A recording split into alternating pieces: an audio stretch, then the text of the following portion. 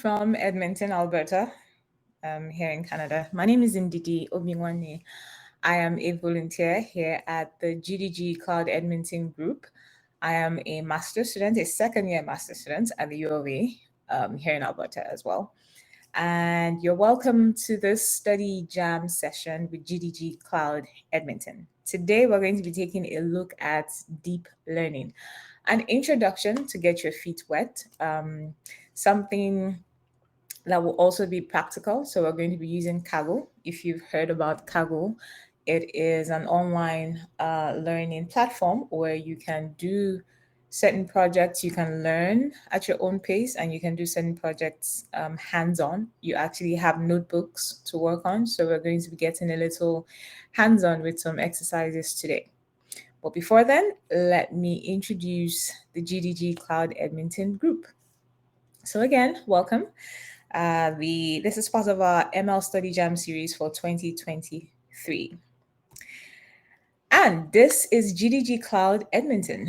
We are a group of community developers, experts, learners, data scientists, machine learning experts, machine learning engineers, and just people who are trying to get into, if you have been an expert or if you're trying to just make your way into this particular career path, then GDG Cloud Edmonton is a community that you can leverage. We have 866 members. We have organized lots of boot camps, Python and machine learning. We have over 100 participants in most of these events that we've organized. We've hosted Google Technology events, DevFest event, Flutter StudyJam. We're going to have DevFest this year as well, so please look forward to that. If you didn't attend last year's was really good. We have hosted 10 plus community events, Ask Me Anything series, International Women's Day that happened earlier this year in March.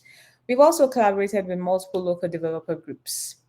Now, you can visit this website, and Vania will help us with the link to this website in the chat. You can visit this website if you wanted to join us, if you were thinking that GDG Cloud Edmonton will be a group that you'd want to volunteer in, maybe help us learn, help us organize events and stuff like that. This would be a great platform. We welcome everyone. Before we go ahead, we would like to acknowledge that we are based on traditional lands, referred to as Treaty 6 territory, a traditional meeting ground, gathering place, and traveling route to the Cree, Saulteaux, Blackfoot, Métis, Dene, and Nakota Sioux. We acknowledge all the many First Nations, Métis, and Inuit whose footsteps have marked these lands since time immemorial. All right, so a little bit about Edmonton, because this is where GDG Cloud Edmonton Group is located.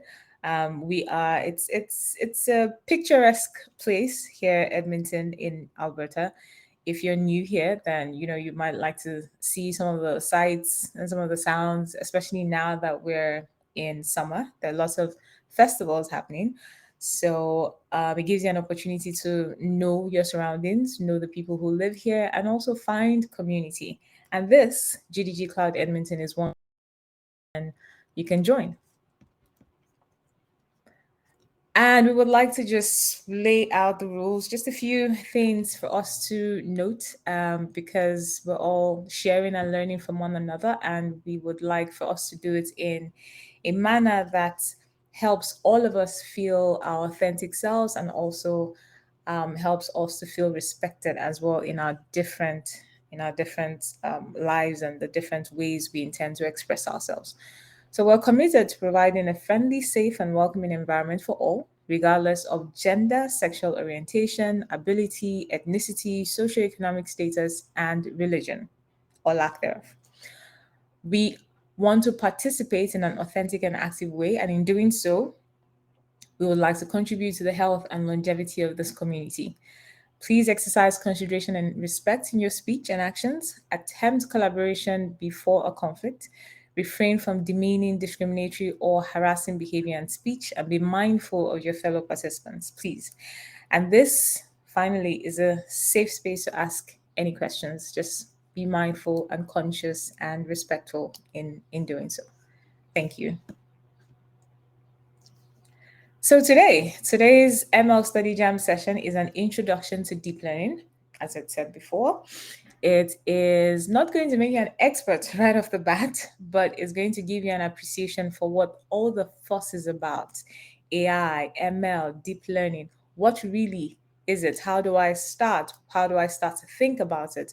What are some of the materials that I can, lay my hands on to try to practice some of the projects within this field and to help me gain an understanding and an appreciation and will help me go further to do things on my own. How do I apply them in real life? So we're just going to do that. And this is the content for today's session. We will start with understanding what a single neuron is, and then we'll move on to deep neural networks, and then we'll move on to concepts in deep learning called stochastic gradient descent. We will understand the concept of overfitting and underfitting when a model tries to generalize to data, and if it overfits, what it means, if it underfits, what it means. We will also uh, touch on dropout and batch normalization, and then finally, binary classification. And as we said before, this entire session, we're going to be having this session hands-on practice on Kaggle. So in a minute, we'll see what Kaggle looks like. I'm sure a lot of us are familiar with Kaggle, but if we're not, we'll see the interface shortly.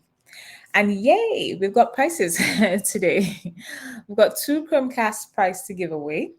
And there are just a few things you need to do to earn them. Fill out the survey. This form will also be in the chat session, so everyone will have access to it.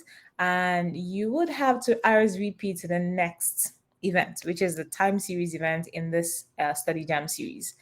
And unfortunately, we can only give these prizes away to Canadian residents. So you have to be resident in Canada for us to give it to you, unfortunately.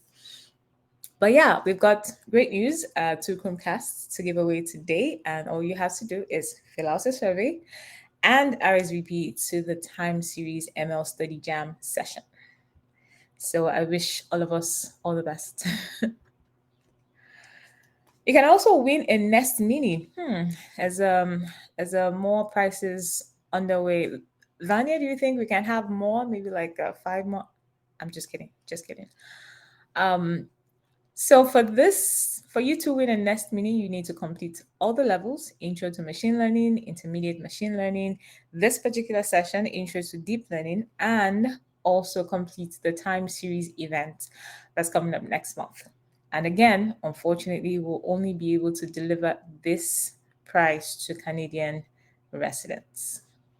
So again, fingers crossed, and yeah, I wish all of us all the best. Now, we have a very, from the sessions we're going to have today and the participation we're going to have on Kaggle, after we're done with that session and we go through the entire course content, we can actually have a certificate like this printed for you, or rather done for you. Sponsored by GDG Cloud Edmonton, but it will be a Kaggle event. This is an example from Vanya. This is Vanya's beautiful certificate. I don't have one yet. I'm hoping to have one soon. But then if you want something like this, then yeah, this session can help you get a certificate like this where you can share on LinkedIn and share on social media platforms to try to open yourself more to opportunities in this field. That is for people who are trying to get into the field of machine learning, AI, and data science. All right. We have gotten to the part where I need to start the session. This is for, when we finish a little bit of the hands-on practice that we're going to be doing shortly. I would move over to Kaggle now and we'll try to start the session.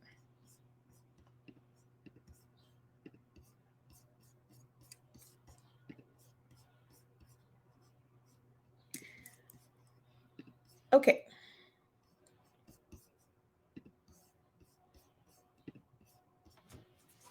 So can we all see my screen? You can unmute and say yes. Because I don't think. Okay. I can see it. Great. All right. Can you So, zoom? Sorry, can you zoom in your okay. your website? Thank. So this is okay. This is better now. Okay. So how many of us are familiar with Kaggle or have heard about Kaggle?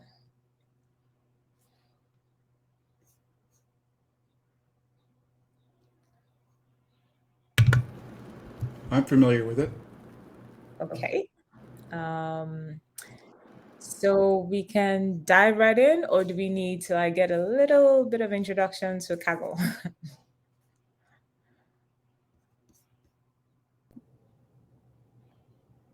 Well, you're just on the website, right? That is the when you guys need to browse. That is the Kaggle Learn.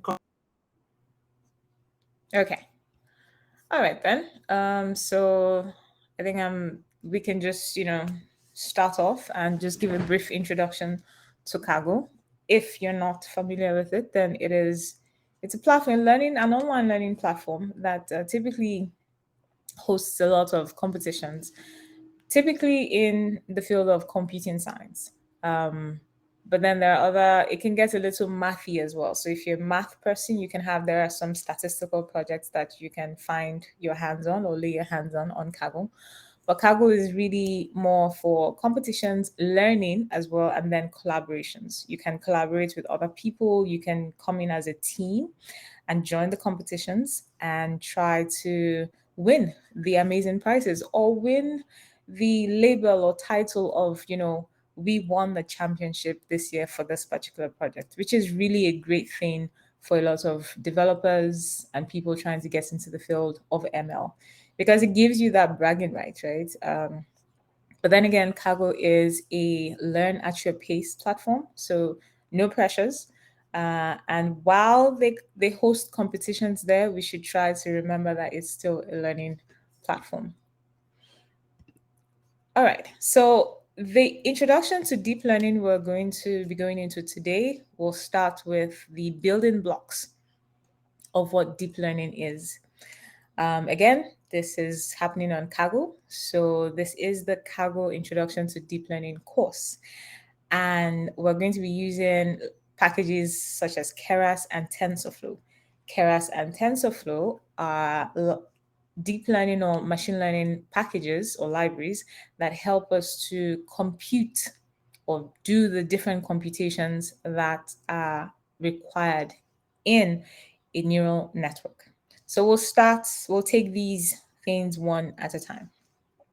All right, so what we're going to try, so the learning outcomes for this particular session is to create a fully connected neural network architecture. We'll apply neural nets to two classic ML problems, regression and classification, where regression is you're trying to find an output, but your output is a particular continuous variable. So an example would be if you had data for um, the prices of houses in a particular area, and you wanted to conduct a deep learning session to try to predict what the housing cost will be for a particular type of house for a particular time, then a regression problem is what you're going to be doing, because regression at the end of the day gives you the like a value. It tells you it would either be an estimate of say 4 million or 4.5 million dollars, or $600,000. 4 million is quite high, I just realized. So it could be like $600,000 or $400,000. It gives you a particular value at the end of the day. That's what regression tasks try to help you do. You are trying to get an estimated value from your training set to try to know if you can predict what it will be, say, next week, next month. But classification tries to classify between labels. If you have two labels, then it becomes a binary classification problem. If you have more than two labels, it becomes a multi-class classification problem. So I hope that was clear. We'll get into some of this a little bit later. And then the next thing we're going to do is try to train our neural nets with stochastic gradient descent and then improve performance with dropout, batch normalization, and other techniques. So this is a hands-on session. like I said, you can code along as well. So you can go to, I should have started this way actually. So if I were to sign out here, right, let me start this way. So this is Kaggle. This is the landing page for Kaggle. Now you can register if you don't have an account, or you can just sign in if you have one. So I'm going to sign in with my account. And I get here. These are the number of competitions. I have 0 competitions. I haven't joined any competitions yet. I've just been learning. And then there are 5 notebooks I've created. It just gives you a snapshot and analysis of everything that you've done thus far. And then you can decide which course you want to take. So when you get here, just go to Learn here on the left-hand pane, click on Learn, and then you see Intro to Deep Learning. Now we are looking at a single neuron, and that's how I got here. Is this clear? Anyone wants me to go over this again, or are we here? Because this is a hands-on session and you can actually follow along. There's actually a notebook or some notebooks in these sessions we're going to be going through. You might want to code along or see how it's done. Click on some of the code lines and run them and see the results for yourself. I just went through that just so that you'll be able to do that as well. Okay, so the tutorials will introduce us to topics with fully worked examples. Like I said, it's hands-on so that we can then go on to apply them to real-world data sets if you can find them. And there are a few resources that we'll share with you today on where to find real-world data sets or sample data sets that you can get your hands on and try to practice some of the things that we learn today. All right, so deep learning, what is it? Many impressive advances in AI, artificial intelligence, have been in the field of deep learning. Natural language translation, for example, image recognition, and game playing. These are all tasks where deep learning have been executed, and they have helped to really extend or exceed the human level performance we've seen. So for example, if you're a chess champion, deep learning models have trained computers to do way more than humans could have at a chess competition, for example. And I know some of us have heard of the Atari and Go games as well. Really, when we talk about those games, deep learning comes into play, but then there's also a different paradigm of machine learning called reinforcement learning that helps us in that field. But let's stick with deep learning for now and go from there. So deep learning is an approach to machine learning characterized by deep stacks of computation. That's pretty much what it is. There is an architecture that is built. And as you get familiar with the field and you get familiar with how to work data sets, how the data sets and the classification of regression tasks happen, as you get more familiar and you gain expertise, you tend to understand how to build the neural network architecture. You also understand what's going on, even though there might be levels of computations that are too much for the human mind, right? And that's where computers come in, because with the more computational power we have, the more we're able to compute large, complex, forms of networks and try to get them to do what it is we want to do. So deep learning really is a deep stack of computation. It's just complex computations upon complex computations. But it's not all black box. So it's not something that cannot be understood. It can be understood, it can be designed, and it can also be, we call it hyperparameter tuning. So I would use the word adjusted. It can be adjusted to try to get us the answers we're looking for when we're looking at a machine learning problem. So the depth of computation in these models have enabled us to, find all sorts of answers, find all sorts of patterns in real world data sets. Through the power of neural networks, we have been able to understand our environments better, understand certain problems around us, and help to influence decision making. Now, deep learning is really about neural networks. It uses the architecture called neural networks, and we're going to try to see what a neural network is. We'll start by understanding what a neuron is, because the single unit in a neural network starts with a neuron. All right, so let's look at the linear unit. The fundamental component of a neural network is the neuron, and the diagram below here shows us this. So we have this circle here where there's a plus. The circle where there's a plus is pretty much what we can say to be the neuron we're looking at here. However, we have two other circles. There's the one with an X in it, and there's the one with a 1 in it. And then we have this arrow that points to a Y. For some of the mathematical geniuses here, and even people like us that are not really geniuses, when we see this formula, it brings us back to a simple equation, or the equation for a line that we learned in school. How many of us can recognize this? If you can, just say yes. If you can't, say not really. Yes. Okay. All right.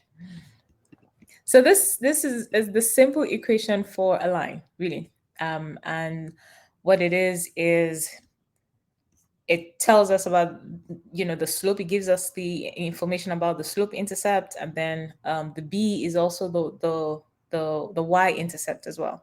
So we're looking at, really, when we look at a graph, how when x is a certain amount, what is y, right? And then we have a line there, and then the equation wx plus b, or more, some of us may have seen this equation as mc or mx dot c. All right, so in this particular neuron, what we're looking at is input x. And input x is probably the data you are feeding your neuron. And then there is a weight attached to this input. The weight is something that you declare or you initialize just so as to give your neuron something to start working with. So it's like saying, today, is it going to rain? Right? If you're trying to find out if it's going to rain today, but yesterday it rained, and let's say we had a certain amount of rain. Let's say we had a liter of water on the ground when it rained, and so that data input is what you're feeding into your neuron. Now you give it a weight and say, let's say 4 or 5 or 2.0, 2.5. You weight it. You say, this is how much importance I'm going to give to this input, to this neuron. Now there is also another input going into the neuron called the bias. A bias is something like a threshold. And typically, for the purposes of this particular course, we try to put it as 1, right? It's a special kind of weight, but it's a threshold that we put there, and then we say, let's see if we're going to go above this bias or not, right? And then we have the y, which is really what we're trying to predict. That's our output, or what's called a target variable. We have the input variable x, and then we weight it, we give it a weight. And then we have bias, which is the threshold, you add that. And then we have the y, we are trying to predict, which is our target variable. So what a neural network does really is to learn by modifying the weights. So when we hear deep learning, the learning happens when the neuron itself tries to adjust the weight. So with this particular formula we see here, let us say that, good. So we have this example below, the linear unit as a model, right? So let's think about the work on a data set called 80 cereals. Training a model with sugars, so the input here is grams of sugars per serving, And the target variable y, what we're trying to predict, is calories per serving as output, right? So what we're giving in is grams of sugars per serving, and what we're expecting to get or to predict is calories per serving. Now we might find the bias is b equals to 90, and the weight is 2.5. Again, we're initializing a weight. At first, you put a number there which should fit with some theory or hypothesis you have, right? So for weighting, because the question might be, okay, so how do I know how to weight it? We'll get into that later on. And expertise helps you to also make these initializations at first. However, the important thing to understand is that the learning happens by the neuron adjusting that weight you have first initialized. So this example comes to mind. Sugars as input goes into this neuron, and then we have a bias. The one you see in this first image here is really the weight is 90. And so we do the computation 2.5 times 5 plus 90, which will give us 102.5, right? So we have this as the output. However, if you had data sets that already told you what the calories were, and then you have a data set where you don't know what the calories are. So let's say you have a set of sugars, grams per sugars, that a certain population took in for, let's say, a particular week, let's say the first week of July. But you want to predict how much calories they're going to have by the last week of July if they continue to consume, say, the same amount of sugars or maybe slightly higher. And so the first week of July has passed, you have data for that, and you have the calories that that were outputted for that particular week. And you use that data and you train that data on a neural network model. We're going to have there's going to be a learning in the model. So the model, the machine learning model, is going to learn something from your data. And then when you try to show it new data from the last week of July, it can predict what amount of calories people are going to have, the same people are going to have for that week, if that makes sense. If you have any questions, maybe just, unmute and ask, or put it in the chat and we'll try to get through. It might be a little bit confusing, but really it's the math that we're used to. It's just happening on a higher level. Also, some of the concepts are things that we are also familiar with. So a neuron, for example, and the neural network are inspired by how our own minds work. Because in our minds, the connections that happen in our brains are neurons, synaptic responses, and then there's a whole connection of how all the electrical impulses happen to try to help us remember something or learn something, and stuff like that. So they're all really concepts that we're familiar with in real life. It's just that now the understanding of it and the implementation of it becomes a bit complex, and so we need the computation power of a machine to help us do all that complex computation. Because as we learned earlier, deep learning really is a complex stack of computation. That's just what it is. And at the core of what enables deep learning to happen is the neural network. And we are starting by understanding what a single neuron does. So a single neuron will keep taking that particular input, giving it a weight, adding a bias or a threshold to it, and then giving an output. Now, once it gives these outputs, it will see if it corresponds to the actual data it has. And if it doesn't, then it adjusts the weight. And the process of adjusting those weights is what is called learning. The reason why there's deep attached to it is by the time you have multiple neurons and you have a network that just has layers and layers of plenty neurons and rows, so to speak, or layers, it becomes really complex. The computation that happens in all of those neurons at different times becomes really complex because weights are being adjusted, biases are also being moved, And then there are different techniques that help us to adjust or not the targets that we're seeing. So if we look at multiple inputs, in the first example we looked at, it was just one input, grams of sugar.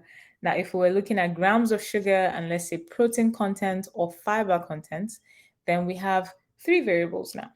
So we have x0, x1, x2, and we still have our bias, 1, going into this neural network to try to make a prediction. So for all three inputs that we have, we're going to weight them. And then there'll be a bias for that neuron. And for this formula, we see that we're going to have a multilinear equation here. And the coefficients for all of our x's would change. So if you're beginning to see a pattern with math now, yes, it's really math. That's really what's going on here.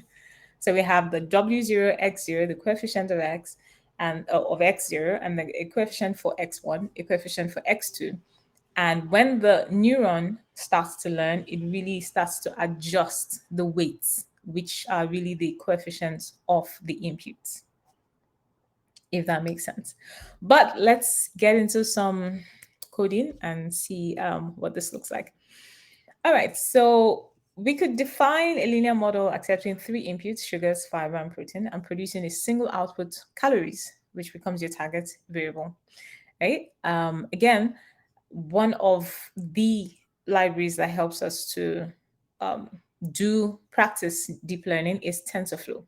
So in machine learning, as we always do, you import libraries and packages. Libraries and packages are works or I would call them works that other people have done to help to do some computation or to try to help us do certain works, but they've been done in subunits. So for example, a package can have different libraries in them that help us to implement different things. If you are familiar with NumPy and pandas, it's something like that. How many of us are familiar with with NumPy and pandas in Python? You can unmute or you can just put it in the chat. I'm trying to create some connections to things that you already know so that they're not weird.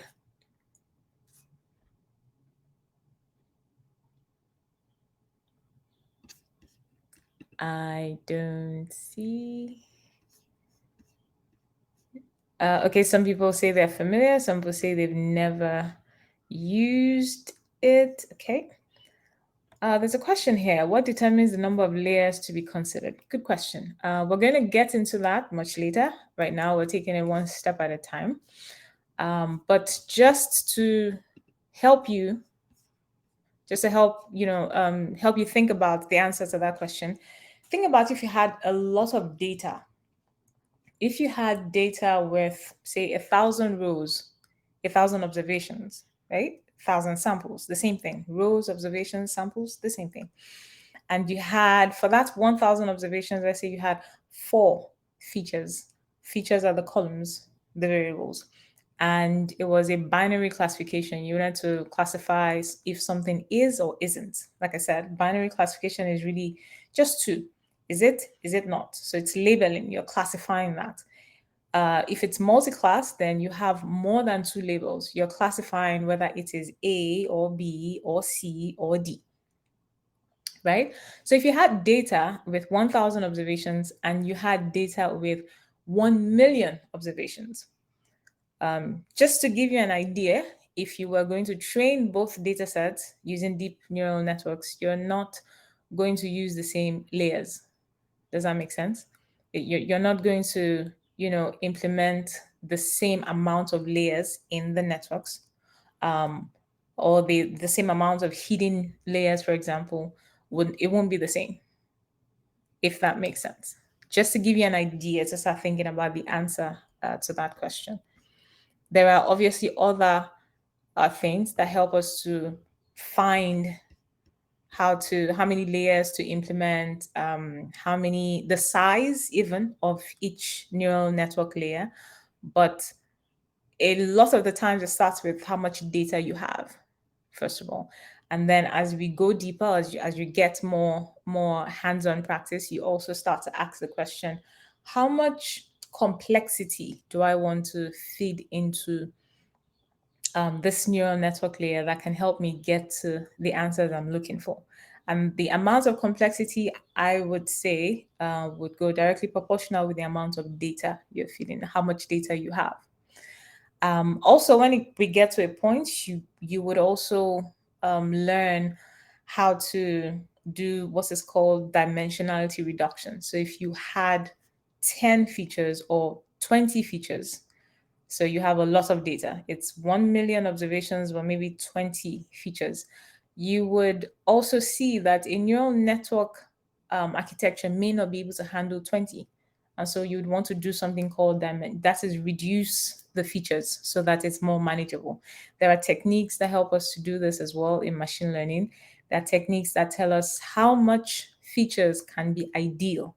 So it's a concept known as cardinality as well. But that's for much later. But I just wanted to give you some idea just to start thinking about the answers to that question.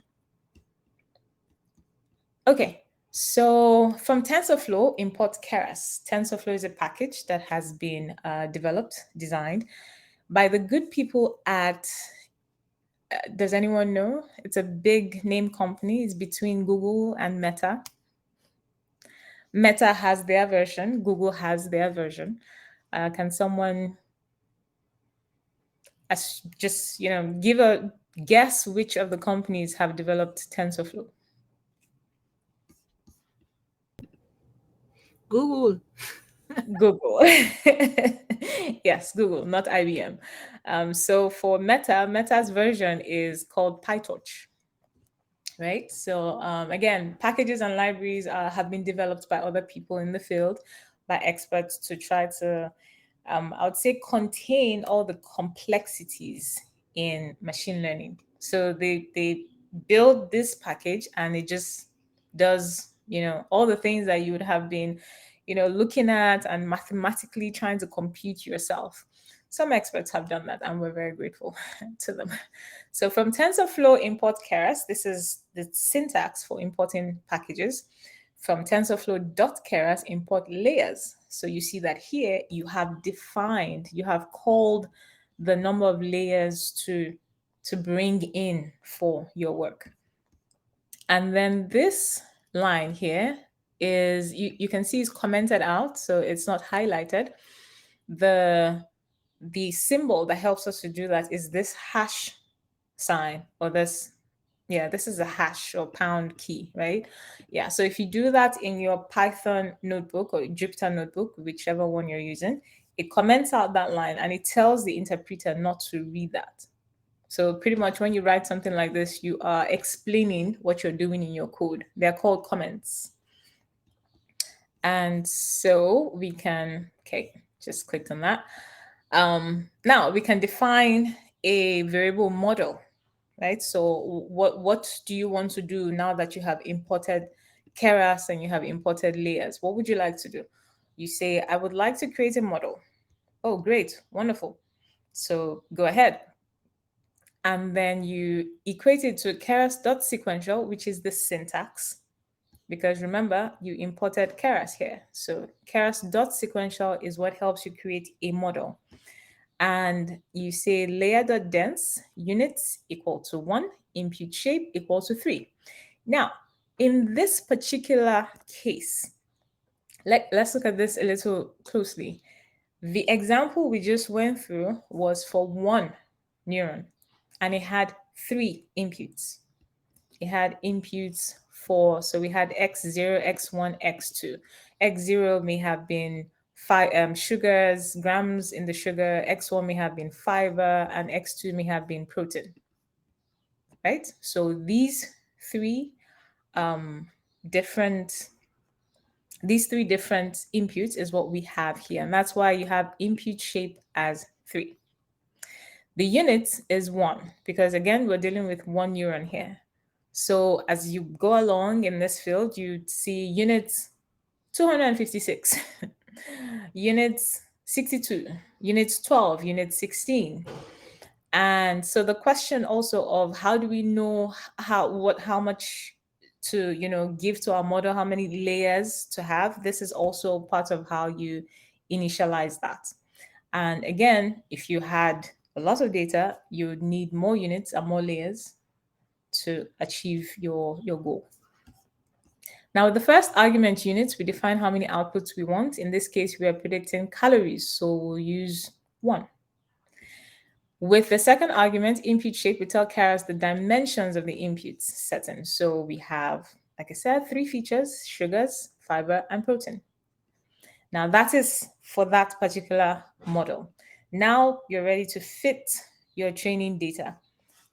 When you hear fit your training data, what you're really saying, or what you're trying to do, is you have a data, you have built or you have defined an architecture, and you're now trying to say, architecture, neural network, I'm going to give you this data. You are going to try to do the computations that will help me arrive at a prediction for another data set, a similar data set, but another one that you haven't seen. So I'll give you data that you train on, learn from it, try to see, if you can find mappings between sugars and the weights and the bias, for example, right? Try to find some association or some correlation amongst these variables and the weights that I have defined. Now you're going to train on that. So you're going to keep getting the inputs, and you're going to keep multiplying them with the weights and adding it to the bias and giving me an output. And if that output does not correspond to what is already in my data, you will try to adjust the weights to try to get to what you see in my training data, so that when I give you a test data, you can then make predictions. Does that make sense? Is that explanation clear? Because that's pretty much what machine learning is. You give it data, it learns the computations or the mappings in between the variables, the weights, and then there are also other techniques that help you to adjust as well. There's also the number of times you need to train it for before it learns properly.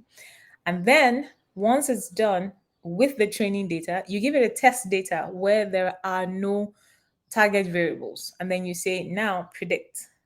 Predict if I had 20 grams of sugars, if I had 1.2 grams of fiber, and then if I had 2.3 grams of protein, what do you predict the calories will be at the end of the day for this new test data? Okay, so hopefully that. Okay, great. Someone says the explanation is clear. I am happy about that. Thank you very much. Okay, now so let us see. What is input shape a Python list? How many of us are familiar with Python before I get into this? Because if you're not very familiar with it, then there'll be no point getting into this now. And then we can get into it later. But if we are familiar with Python list, then I can give an overview just to help us. Okay, so familiar. All right, cool. So I know a little. Okay. Python, a little is good. A little is good. So a Python list is really a list. So it has the square brackets, and then you can pass the values you want in there. The data we use in this course will be tabular data, like a pandas data frame. A data frame is pretty much just a table. That's what it is. It's a combination of rows and columns. So when we do input shape as a list, it's there's a little bit of a confusion there, because the features are arranged by column. So we'll always have input shape as number of columns, if that makes sense. Right? If you have a data set and you have, let's say, 10 features, then the input shape will be 10, because you're passing in the number of columns. And for each column, it will take, so let me put it this way. We have a table we have the rows, and then we have the columns. But when it is being fed into, when you're initializing it with the Keras package, the input shape is being given as a list of the features above. So if it takes the first feature here, that is feature one, it takes it in this way, which is X1 sugars for say 1.21, 2.23, just like that. It takes it in that way. Sugars, the grams of sugars will go in first, and then the grams for fiber will go in next, and all the observations there. So it doesn't go in the way a normal table goes in. It's a little bit important to understand how the neural network works, how it takes in data, and how the computations happen, so that when we're thinking about it, we're not totally lost there. So the reason Keras uses a list here is to permit use of more complex data sets. So if we had an image data set, for instance, we might need 3 dimensions of height, width, and channels. That's more complex. Right now, you don't need to understand every single thing there, but what it's trying to say is Keras as a package tries to use this way to accept input, so that when it sees more complex data like image data, an image is made up of pixels, right? So in an image, in one particular image, you have pixels maybe ranging from 0 to 255. There aren't really features, there aren't really, like variables in a particular image. It just has different values for where black is and where white is, where there's more yellow and maybe less red. It just has values for those. So when it sees complex image data like that, it's able to take in both the height, both the width, and the channel, the color channel. So if it has more red, or if it has more green, or it has more white, it's able to take that in. That is why this input shape goes in from Keras as a Python list, if that makes sense. So now let's click on this and actually see what a notebook looks like. Okay, so this is the Kaggle notebook. You would pretty much, and this is where I clicked on. So just in case you're following along, just click on the define a linear model for the red wine quality dataset. So if you click on that, it opens up this page. And the language that is being used here is Python. So no worries, we can, get into Python a little bit more here. And so in this tutorial about the building blocks of neural networks, linear units, we saw that a model of just one linear unit will fit a linear function to a data set. So this is the equivalent of a linear regression problem. In this exercise, you build a linear model and get some practice working with models in Keras. So you can click here to run this particular code. Just click here. Just if you mouse over this, you see a play button. You click it and then it runs. But I'm going to just quickly go through what this is. Again, we import matplotlib.pyplot as PLT. This is another package that helps us to visualize. So when you want Sorry to interrupt, but we can't see your exercise screen, the Jupyter notebook or whatever that is I screen. am sorry. Can you see it now? Yeah. Oh, sorry about that. Okay. But did you see where I clicked on before I got there?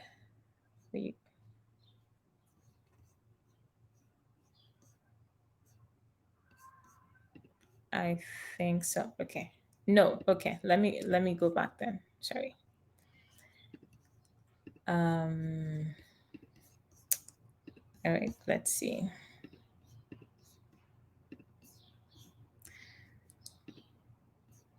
Now, can we see my screen? Yes. No. Okay. Yes. So this is where we were. We went from this page, we got to the end, and then define a linear model here. Just mouse over and then click. And then it opens up this notebook. So are we all here now?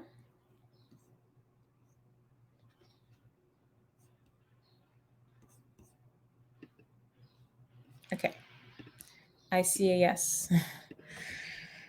All right. So again, this is a notebook. This is Python notebook that Kaggle has integrated in this learning platform. So it gives you hands-on experience. When you mouse over this, because I already ran this. But if you mouse over, you see the play button here, and you can just click on this, and it will execute this code, this block of code.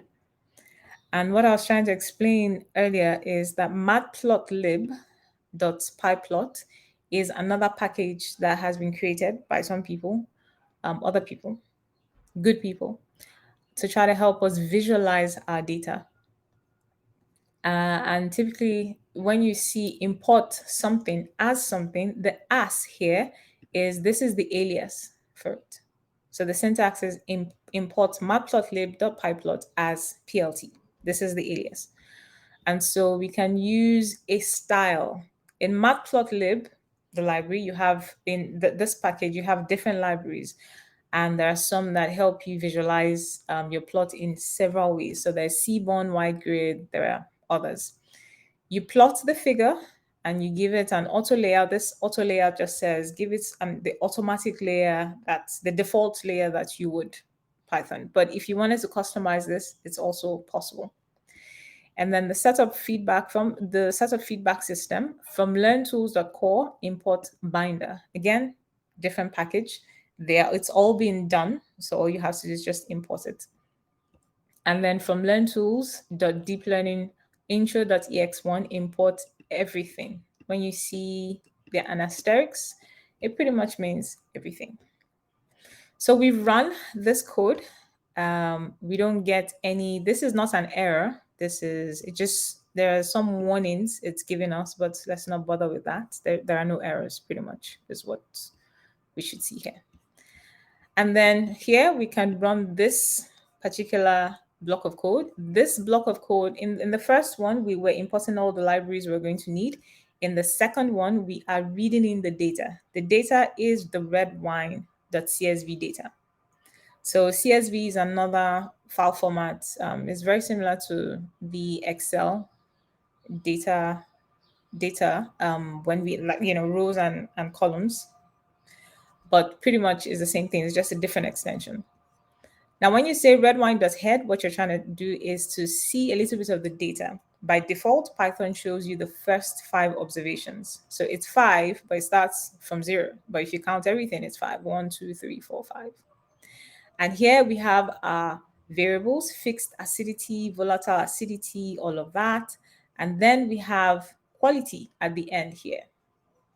We have alcohol and then we have quality.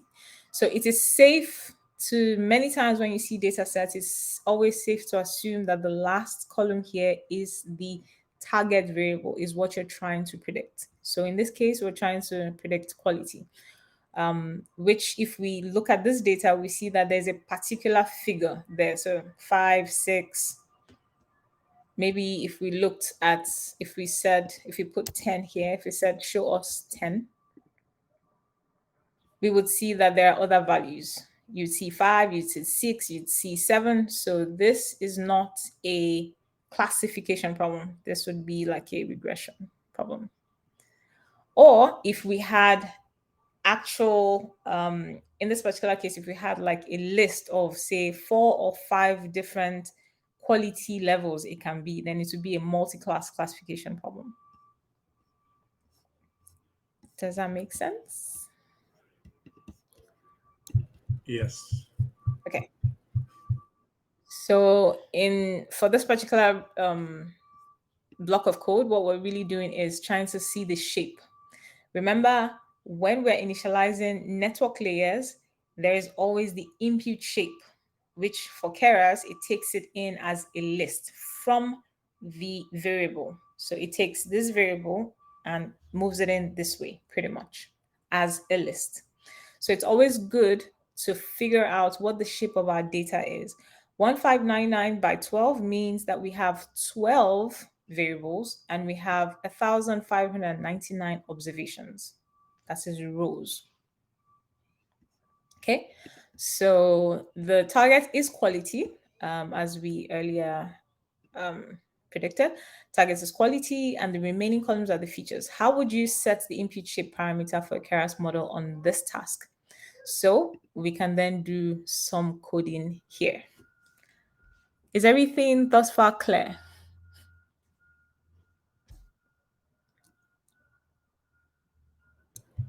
Yes. Okay. So,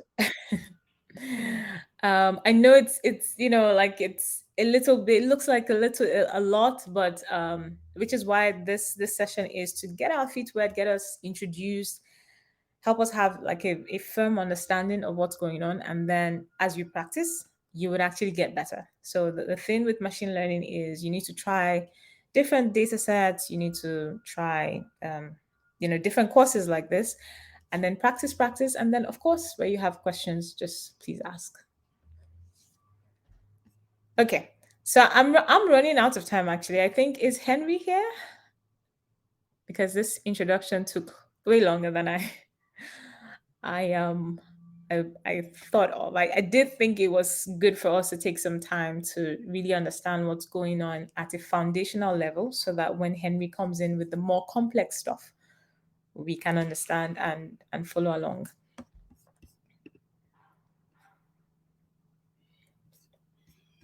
Okay.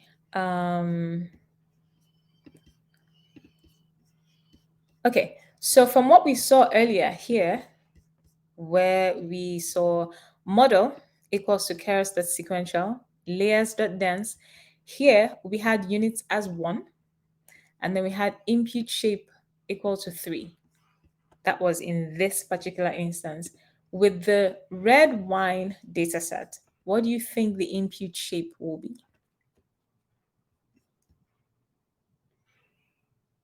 If you're following along, you can type it there, and there is always the check your answer. So all you do is just, run the cell, and it will tell you if you're correct or not. If you wanted to add a new cell block, you can just click on this plus icon, and it will give you another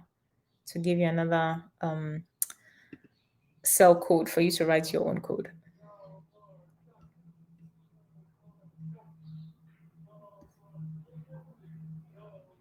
So input shape here will be, can anyone guess? 11? Let's see. How many columns do we have? We have 12. 1, 2, 3, 4, 5, 6, 7, 8, 9, 10, 11, 12. Okay. So we would have 11. Let's see. Let's write 11. Incorrect. Oh,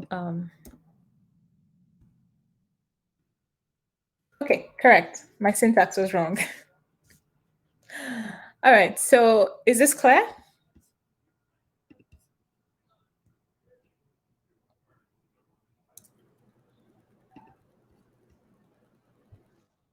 So there's a question in the chat. It says, is this still going to be 1599 by 12? I don't think I understand the question. Okay, so I'll go over that again just one more time. All right, so from here, when we were in a single neuron tutorial page, we saw that when we were initializing a neural network layer, in this particular example, we had 1 neuron, and then we had 3 features. So when we were initializing our layers, we said Keras dot sequential, layers dot dense, units equal to 1 to signify the neuron, just 1, and then input shape equal to 3. And then we explained why, we were taking it in as a Python list. By the way, this, when you have numbers or when you have values in the square bracket, you are telling Python that you're giving it a list. So you can have 3, just 3 like this, or you can have 3, 2, 1. It's still a list. What you're telling Python is this is a list. So the question was, in this particular exercise, what will be the input shape? Not the units, the input shape. And so that's what we try to determine here. Is that clear now?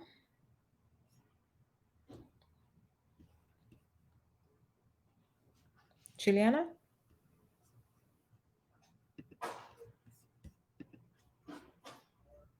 Okay. So pretty much that was a good example for us to do. Again, this particular blocks of code just helps us with. So if you click on this, it will give you a hint as to what you're supposed to do for each of the different questions. Now, define a linear model. A linear model then becomes the combination of the inputs and the outputs, because it's linear, it's just a line, right? So from TensorFlow, import Keras, from TensorFlow.Keras, import layers, model your code here. This model would be what? And we remember the syntax. Keras.sequential. You can just copy this pretty much. Come here, put it here. But in this case, you change this to 11. Let's see if this, I have a tiny error there because of the syntax. Okay. So is this clear? Because also in this case, it's just one unit. It's a linear unit, right? It's just one unit. In future examples, when you're working, you will find that you never do unit 1, though it never happens. Especially if you want your model architecture to be strong enough to do the computations with large data sets. So units equals to 1 almost never happens, except you have really small data, right? But in this particular case, what we have done is we've tried to define a linear model. And so it's just one neuron we are working with, but the input shape is 11 because we have 12 features from our data set where 1 is a target variable. The target variable is what we're trying to predict. So you don't pass that in. Is this clear?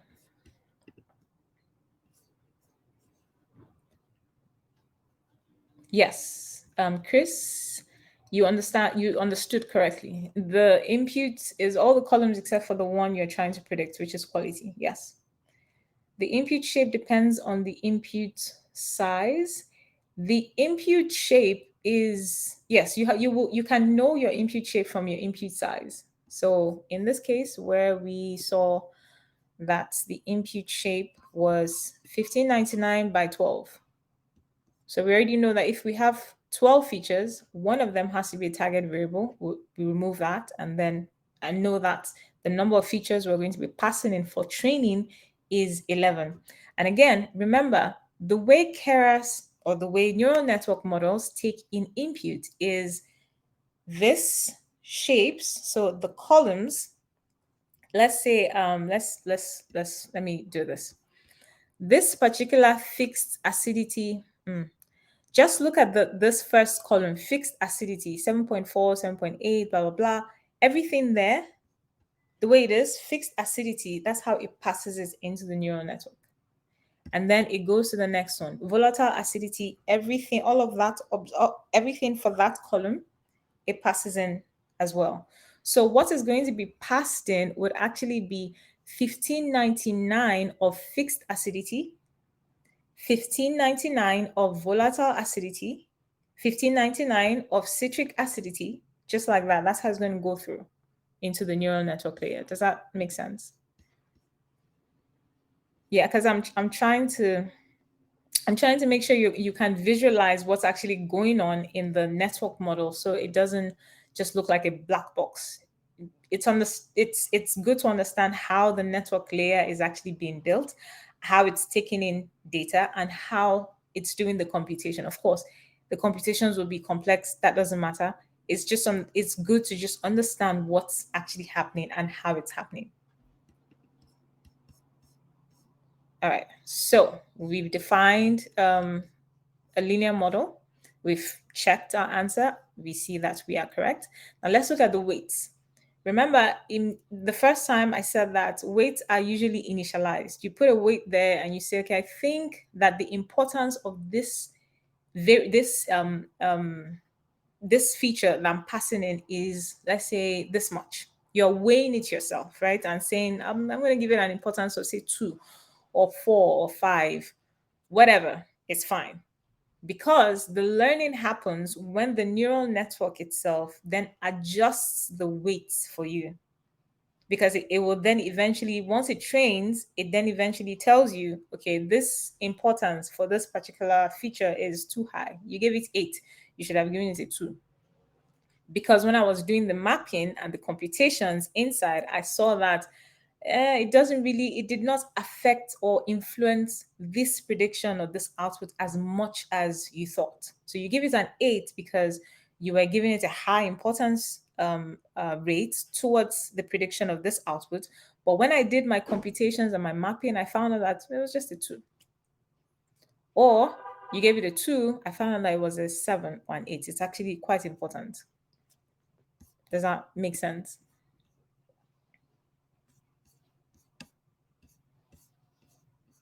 All right. So here we can, naturally, Keras represents the weight of a neural network with tensors. Now, tensors is a different ballgame altogether. Tensors try to help us visualize data, but in dimensions that are above 2 and 3D. Yeah, that's hard to visualize, right? And that's why, again, the good people at Google built TensorFlow and put all those really complex things in there, created the ability for a computer, a computational machine to see tensors, things that are not in 1D, 2D, things that are in 3D, 4D, different dimensions, and try to represent them. They're called tensors.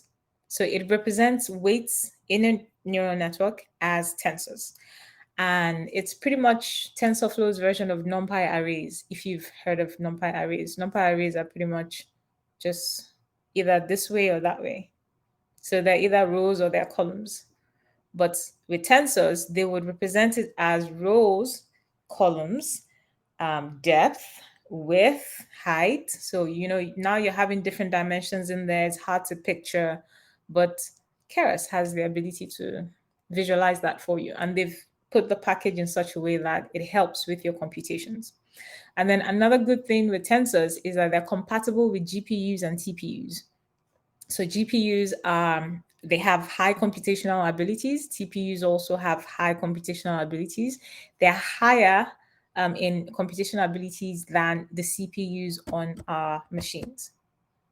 So that's just GPUs and TPUs. They're really high performance computing resources that can help us do complex computations in a second or less than a minute, really quickly, pretty much. So a model's weights are kept in its weight attributes as a list of tensors. That's just something to know. Right now, it's not a big deal for now. It's just for us to understand what's really going on in there. So now, our code here, when we are trying to initialize weights and biases, how do you think we should do this? How should we initialize a weight? How should we initialize a bias? Let's see if they give us any hints here. Okay, so we had. I just sent you DMs. That can you please check them for me, Okay. please? Thank you. I'm going to have to.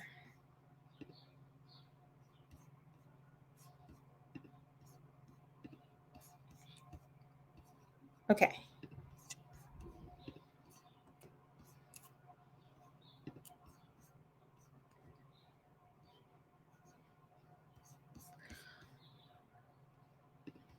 Okay, so I have just really little time to finish this, but let's go to.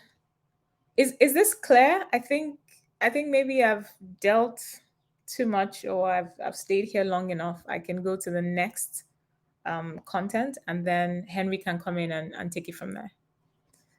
This is Kaggle.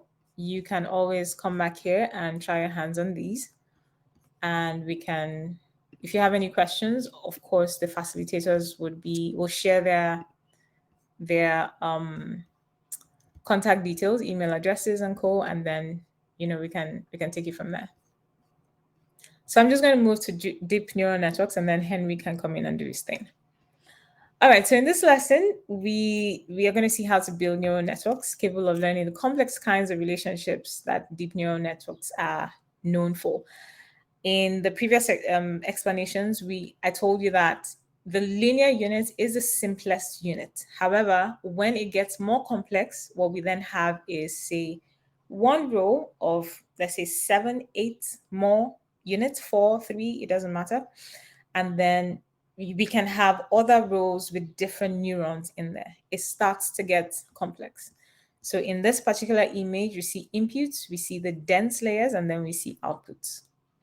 So it starts to get more and more complicated, and that's why it's called deep neural networks. A layer in Keras is a very general kind of thing. A layer can be essentially any kind of data transformation. And then we have some layers that are convolutional, and then there are some that are recurrent. High-level stuff, but we'll get there.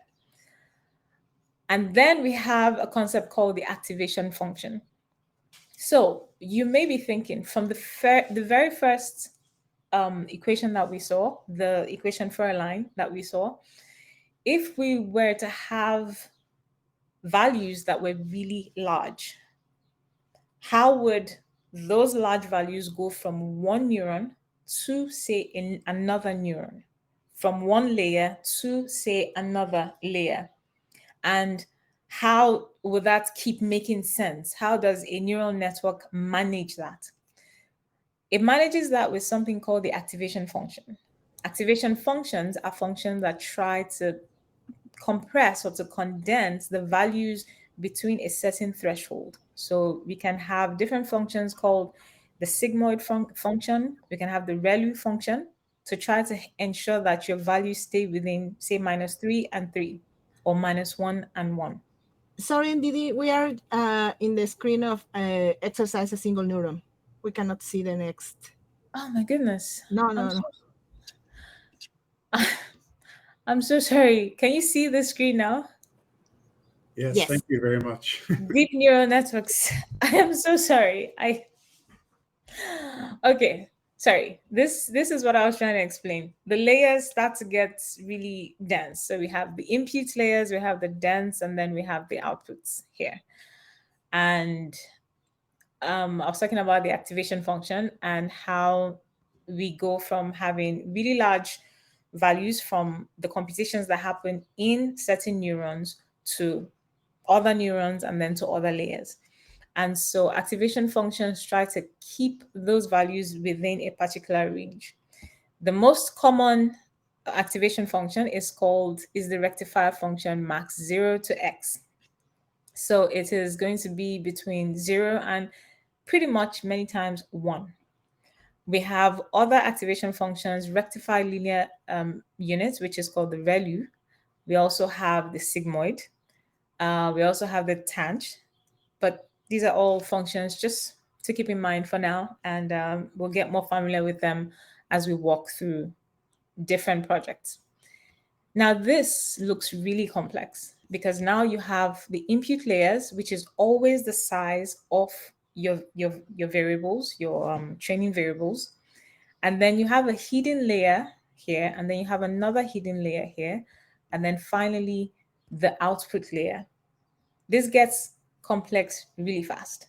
And that's why it's important to understand what's happening at the original basic fundamental level, so that when things start to get complicated, even if you're not doing the computations yourself, you at least understand what's going on. And so these connections are made with these arrows where we have the weights, remember, and then the biases, and the computations tend to happen. And when the forward propagation, what is called the forward propagation, happens with all the computations, learning then starts to happen on backprop, or what we call backpropagation. That is when the neural network starts to then adjust the weights you had initially given to many of the inputs you had in your network layer. Okay, I'm going to stop here. I'm going to let Henry start his thing. And if you have questions for the fundamentals, how to get through this, I know that Henry is going to touch on many of the things that we've talked about, and then try to also just take us through to the more complex stuff. But after this session, we're available. And again, GDG Cloud Edmonton is here to help us support us in our learning quest. And so we're going to be sharing all that information. But I'm going to invite Henry to come on and do his thing. Thank you for the time. Thank you. Hello, everyone. Thank you. Thank you. And Didi, let's continue with the exercise of deep neural networks. Henry is having problems with his network. So we need to continue with the exercise of deep neural networks. Okay. Thank you. So then I'm just going again, and we'll go back. I am sure I'm sharing the deep neural network screen now. Please, if you can see it, please let me know. I can see it. Okay, cool. Great. So let us. Can you guys hear me? Yes, we can hear you. Sorry, do you want? So like I was trying to kind of fix some problem with the microphone, but I think that I am okay now. Do you want to continue with the deep neural network stuff, or do you want me to take off? And Oh no, you can take over. I'm gonna stop sharing now. oh, okay. Welcome. Cool. So can you guys hear me good? Yes, we can. Okay, thank you so much, Nidhi, for this amazing introduction to the topic. I really appreciate it. So it was awesome. So, and we're gonna start going into a little more kind of advanced topics. So let's try to put my camera here to see. Okay, let me start here. Okay, so I'm gonna share my screen. Please let me know if you guys can see it, and it's gonna show up in a minute. Okay. Hello, so, Henry. Would you mind to turn on your camera, please? yeah, I am trying to do that, but I don't know what is going.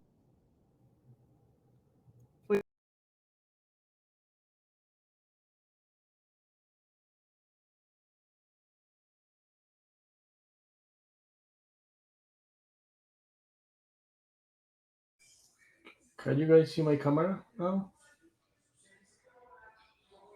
I don't think so, right? No.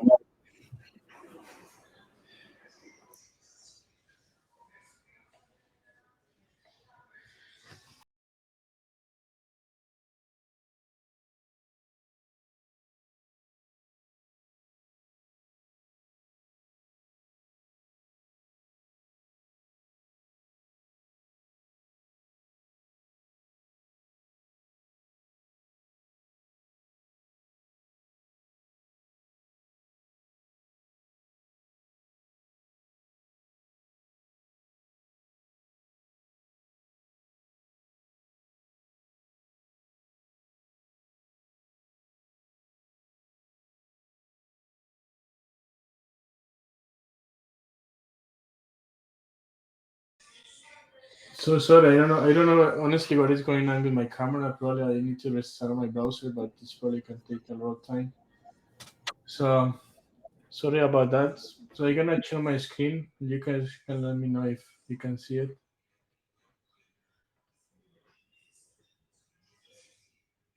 Can you see my screen now? Yes, you can see it. Okay, cool. So I'm gonna try to go into the details of how the neural network actually are trained to continue with the excellent introduction that provided by Nidhi. So, and this is a little kind of more advanced topic. So what I wanted to do here is provide like a short introduction about uh, some of the algorithms and some of the intuition behind of how the neural network actually are trained. And this is what I'm gonna do this in the rest of the time that is left for the tutorial. And then I also gonna jump into the Kaggle exercise, and I'm gonna try to do the demo. So the demo is not actually self-explanatory when they go into the details of how neural network actually works.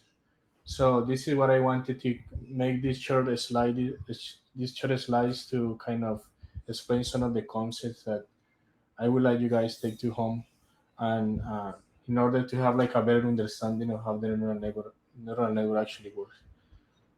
Okay, so can you guys see my the presentation in full screen? Not now. Yes, we have seen your slides. Now you have stopped sharing. Okay. So let me see if I can You can see it now.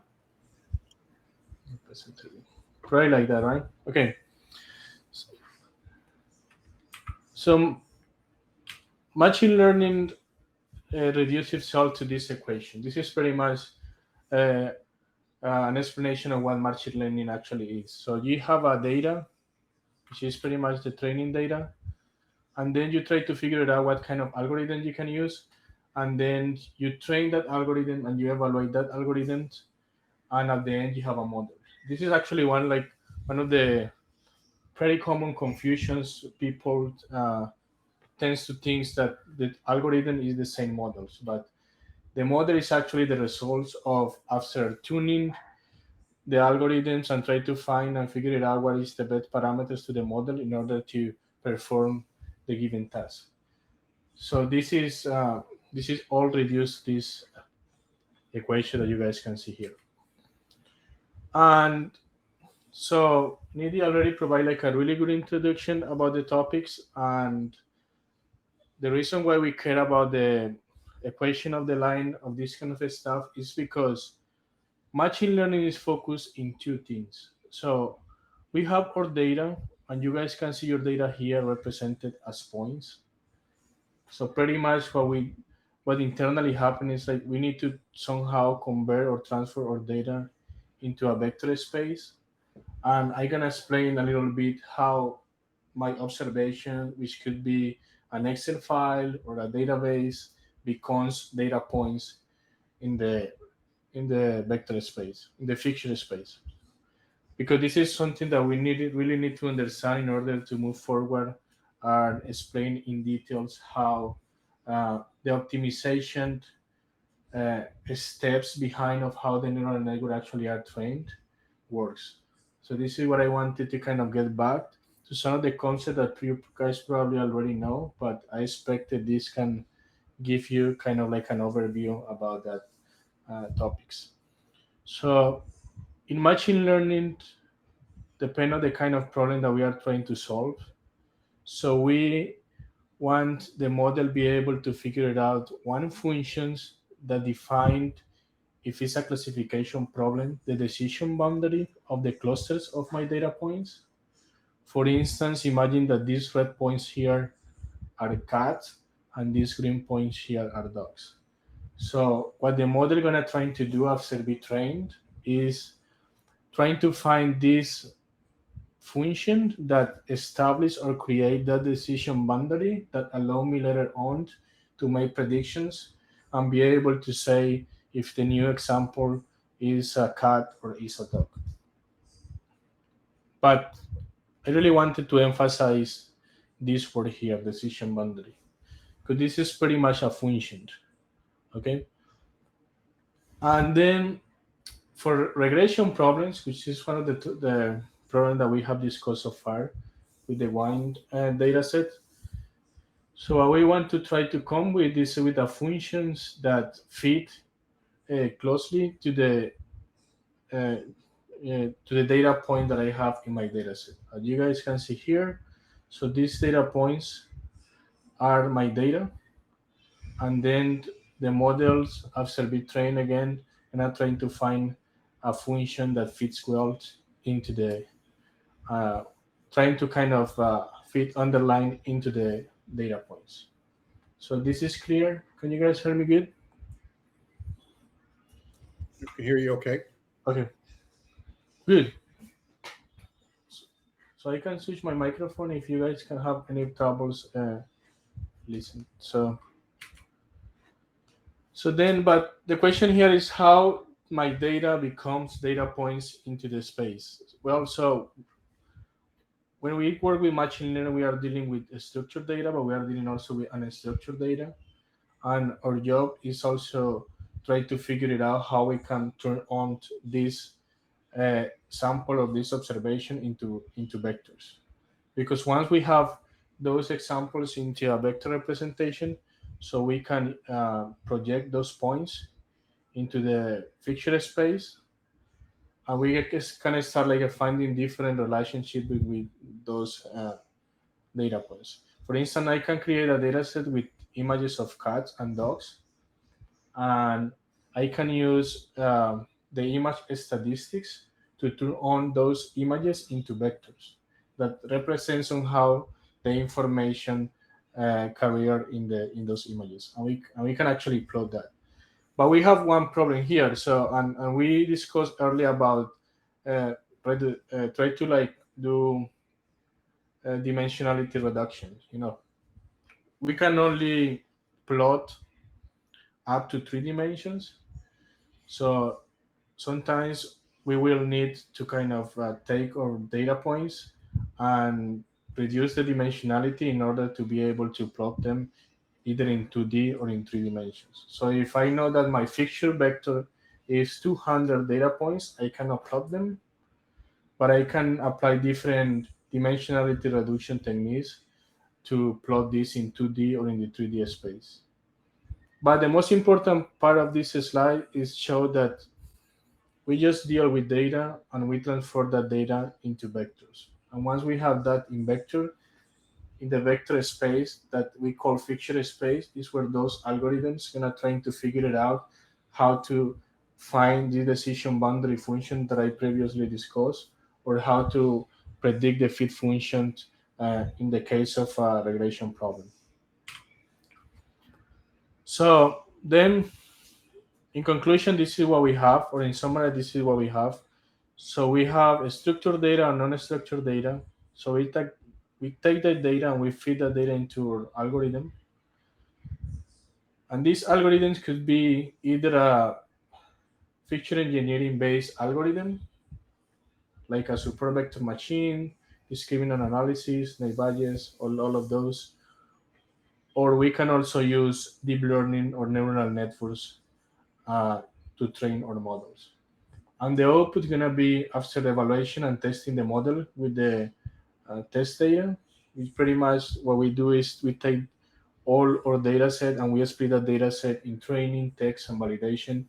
And validation data is used for the model during training and to adjust itself.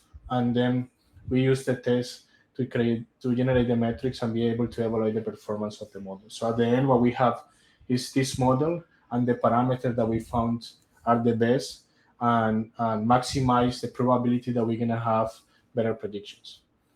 So this is in resume, like what is machine learning.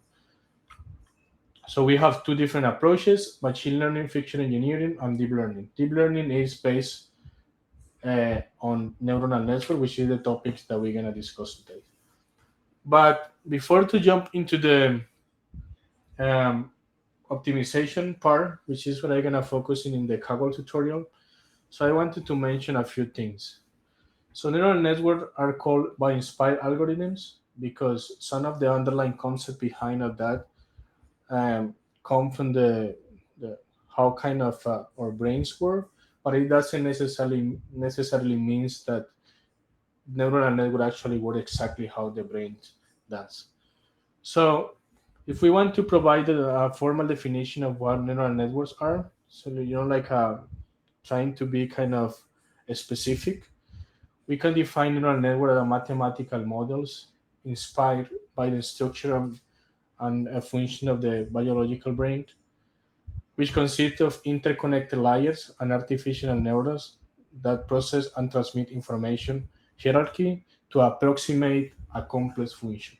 This is the most important thing. We have a neural network, and we want to try to use our data to approximate a very complex function, which defines that decision boundary or that fit function that I am trying to predict in order to solve my regression or my classification problem. And this is really important. And in the way how these algorithms do it, especially neural networks, is trying to learning patterns and relationship in the data points that we have in our training data set. So if you guys want to learn more about all the math behind the foundation and all of these concepts, so I highly recommend go and check this universal approximation theorem when you guys can have more technical details, and this somehow can give you a better understanding of how this model works under the hood. And I'm just gonna show something here. So when I say that neural network are function approximation, is because as you guys can see here in this example, so this is our data. Imagine that these orange points here are cats, again the same example, and then these blue points are these dot plots are dogs, and we need to somehow train or create a neural network to predict the decision boundary of these two clusters of data. Remember the decision boundaries in this case is going to be defined by one function that is able to separate these two clusters of data. So we can start just playing around with different neurons. But if we just kind of start with a very simple model, just one single neuron, we're going to notice that even if we train the model forever, or like 100, 200 epochs, the model is going to struggle a lot to kind of create that decision boundary between these two clusters of data. So what we need to do in this kind of situation is we need to add more learning capacity to our model. And this is where we start talking about multi-layers models. We can start adding here more layers or more neurons, and then eventually the model is going to be able to figure it out, the decision boundary, and solve the problem. So this is really important. What we are doing here is we are combining multiple linear functions, which is actually what's happening in each neuron independently. In each neuron, what is going on is that operation that Nidhi mentioned before, that linear operation, but we can combine multiple neurons to approximate complex functions. And this is what happened internally when we trained a multi-layer neural network. And this can grow and grow and grow. And we have some data set that are actually like no separable at all. For instance, this one, here, even if I have like a very complex function, I cannot do that. But this is a very simple problem here, because even with just one neuron, I should be able to do that, because this is a linear separable from one single function. So I can just do this here. This is pretty straightforward. But if I come here, this is a lot more complex data. So then imagine that those points there are your data. You need to try to figure it out how you can create your architecture. And this is when Nidhi mentioned, like, you need to come with these building blocks. You need to kind of start adding layers, adding more neurons until the point that you can get a good model. Okay. So any question until this point? It's clear? Okay. So then learning those patterns and the relationship between the data points in my data set and approximate complex functions could be challenging, because what I discussed before. So we could have this case where my data is linearly separable, or we have this case when a simple model probably won't be able to kind of make a separation between these two clusters. So then we need to start kind of exploring further and trying to come with more complex architectures. So the more simple kind of neural network we have, or the more simple architecture, remember that when we talk about, so in this slide, when we talk about machine learning, fiction engineering, we generally talk about different algorithms, but when we talk about deep learning, we talk about architecture. And why architecture is because I feel like at the art of a data science, of a machine learning engineer that work with deep learning, is try to figure it out how to take those layers and stack them in a way that this model will be able to do the task. So this is the most important part. And I have different architecture. I have architecture for work with computer with image data. I have also deep learning architecture to work with the speech recognition, and this is what we actually gonna focus in try to understand in the different scenarios what architecture works better. Because the R here is try to find the best way to stack and take those layers together in a way that I create my model. So the more simple model that we could have, and Nidia already explained that, is the perceptron. And and and the perceptron, I have here multiple inputs, and each input has their own weight associated. The weight is pretty much a quantity that defines how much the importance of that particular feature to do the prediction.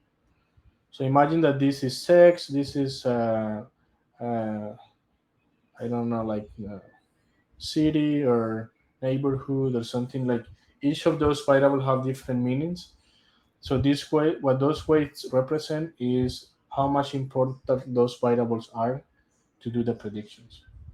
And in the way that we're gonna try to fine tune these variables is using an optimization algorithms, because we cannot do this manually. This could take forever, and especially in those scenarios when my architecture or my deep neural network is very complex, have a lot of layers or have a lot of neurons. Try to do this manually is almost impossible. So then, in summary, this is the perceptron. We have the inputs, we have this neuron here. This is what actually happened internally. We pretty much compute this linear operation here, which is what we already discussed, the sum of the weights, the multiplication of the weights and the variables plus the bias, which pretty much define the slope of the line. And during training, what happened is these functions gonna be fine-tuned at the point that this decision boundary is good enough to separate these two clusters, like in the picture that you guys can see here. Now, let's start talking about how these algorithms actually learn. So, and in order to do so, I'm gonna focus to explain how the multi-layers perceptron works. We saw already that the perceptron is just a single neuron, but a multi-layer perceptron is very much taking multiple layers and neurons and extract them and create a sophisticated net architecture that I can use for different tasks, either for classification or either for regression. Exactly. This is a linear. This is a really good pointer. So then, in the way how those weights gonna be actually be fine tuned, because the point in the neural network is try to find what is the best combination of feature and weights to maximize the probability to get a good predictions. For the example of the cats and dogs, I want to have a models that accurately predicts based on the inputs that I have if this is a picture of a cat or this is a picture of a dog. In order to do so, I need to iteratively try to find the weights of each input feature in order to do that. So, and this could take forever if we try to do this manually. I don't know if you guys remember these old radio station devices when you need to kind of move and fine tune this kind of different controls in order to find the right frequency. So we can manually start doing so. We can start taking our neural network, go to each weight, and manually assign one value to all of these weights. But this cannot take forever. And even if my model is very complex, this can be like almost impossible. So this is why we need to have, this is why neural network relies in mathematical optimization. So instead to try to find the ways manually in the way that I explained here, so we just kind of come with a optimization approach where an algorithm gonna try to find the best weights for each feature. Okay. across all the layers that I have. So the mathematical optimization is a way to find the optimal values for the weights, and it consists or is the process of maximizing, in this case, the loss function or any mathematical expression in order to kind of find the set of those values that I wanted to kind of optimize. So there are different. Well, this is kind of like more generic or more definition. The process of maximizing, the minimizing or maximizing any mathematical expression is called optimization, and all of these algorithms have implemented computationally. So that means that we can use optimization uh, uh, and do this computationally. So, and there are different implementation. We have gradient descent, but we also have ADAN. We also have ADAGrad, and what they actually provide is a framework to fine tuning the neural networks and identify the ways that gonna get our best model, pretty much. So if you guys want to explore, get more information about the different algorithms, what are the difference between them, because we don't really have time to go into gradient descent, ADAN, all of them. So this is a really good chapter of this book, Dive into Deep Learning, when they actually explain very detail about gradient descent, stochastic gradient descent, and where you should apply one of those or the others. So this is a really good material to review. So then, in summary, neural networks relies in optimization, specifically in gradient descent, to do the optimization or try to find the best weights. And this actually happened by the process of feed forward and back propagation. This is pretty much the heart of the gradient descent. But before to actually go into those details, let's discuss what gradient descent actually means. So here we would like to provide a set of training samples and let the computer adjust the weights and the variance in such a way that the error produced in the output are minimized. So in summary, what we want is we want to somehow come with a method that allow us to fine-tune the weights of the neural network, minimizing the error of the model itself. Because we want the model have a low error. So this is why we realize in optimization. So the gradient descent method is an iterative optimization algorithms that operate over a Love's landscape. What I mean is this three-dimensional space, because we need to optimize not only one variable, not only one weight. We need to optimize multiple weights, and this could be very, very complex. If you guys can see, I'm gonna show you what the loss landscape means. So if you see this visualization here, so this is what we call the loss space or loss visualization for BGG, which is an architecture for image classification, which is not like that complex. And what the optimization algorithm is gonna try to do here is try to find for each input, for each fixture in my model, what is the associated weight. And this gonna be doing by optimization, trying to find here what is that point where all the variables intersect each other and they find the best solution. With this that we call the global solution. This is one example of a simple model, but if we take another model, this is also kind of not that. So we take, for instance, this one. This is very complex. So the optimization algorithm is gonna try to navigate to this space to find the best solution, and the best solution means the best set of weights that going to kind of maximize the probability and the accuracy of the model itself or the architecture. And why this is three-dimensional, this could be multidimensional, is because again, So during training the algorithms, the neural network are trying to find the best weight not only for one weight but also for multiple weights. Because we have multiple layers, we have multiple neurons. So this is really important. So our landscape has many peaks and valleys based on which the values or the parameters take comes. Parameters mean based on the number of uh, ways that I want to optimize. And each peak is a local maximum that represent very high region of loss. So that means that these peaks that you guys can see here, this is what we call local minimums. Sorry, local maximums. So the local maximum with the largest logs across the entire loss landscape is the global maximum. So the highest point, the highest peak in that surface that you guys see is called global maximum. And similarly, we also have local minimum, which represent many small region of loss. And we need to somehow make like a trade-off trying to find the global minimum, which is the point that we would like to find. We want to find the global minimum.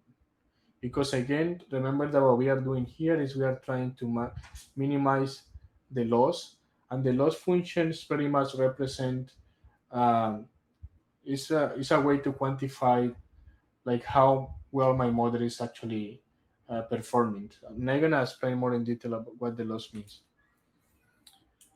So before to keep explaining that, I'm gonna jump into the tutorial that you guys can have a better idea. So in summary, the training of the neural network is an optimization task. And this optimization task is defined as a function. Um, and so we somehow want to come with the set of parameters of that function going to receive in order to maximize or minimize a specific value. In this case, the value that we want to minimize is the loss function. We're gonna see what that means, and then so so this gonna happen by doing the optimization. So I'm gonna provide some good resource here that you guys can see later, but I'm gonna jump into the tutorial here. Okay, so let's let's come here. Stochastic gradient descent. Would you mind to zoom in your screen, Henry, please? Okay, so what about right now? It is good? Okay. Great. Okay, let me see what is the example that they show up here. This is the same data set. Okay. Good. Just gonna come here and this.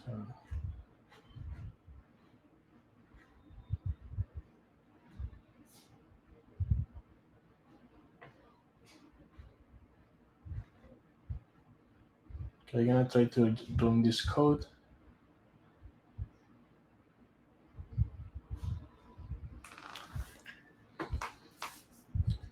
Okay, so in this example, we're gonna try to have a better understanding of stochastic gradient descent. In the slides that I'm gonna share with you guys is more information of the underlying concept or the intuition behind of how this algorithm actually works, because there is a lot of theory and a lot of mathematics foundation behind of optimization.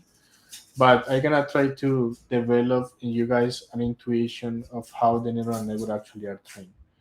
So okay, so here is a okay, so we have we're gonna use the same data set that we used previously, and for the previous data set, so we're gonna use the loss function in order to train the model, and the loss function pretty much measure the disparity between the target's true values and the value that the model predicts. So this is what actually the loss function does.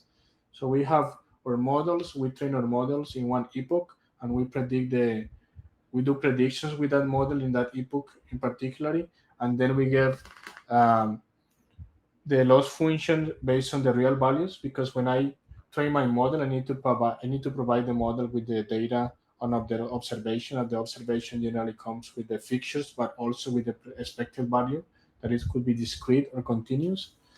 And then in this case, for a regression task, the loss function that we're going to use is the mean absolute error, which is pretty much the absolute difference between the real predictor, the real values of the variable that I want to predict, and the prediction of the models. So this is what the mean absolute error means. It's the distance between the predictions and the real values. As you guys can see here, a more visual interpretation of this mean absolute error. So we have this line. This line is pretty much our model, and we have these points here that represent our data. And the mean absolute error is taking the distance between the predicted value with respect to the real value for each data point in my data set, and then compute the difference between them. And then in this case, we get the mean absolute value, which is summing all of those difference, get the difference, and yeah, is the mean is taking the difference and get the mean of all of these differences. Okay.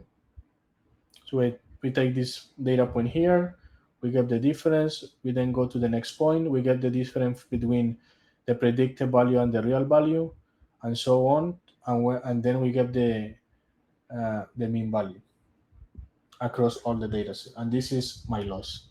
Okay, so then the loss pretty much help me to know how far I am from the model is from the predicting the real values.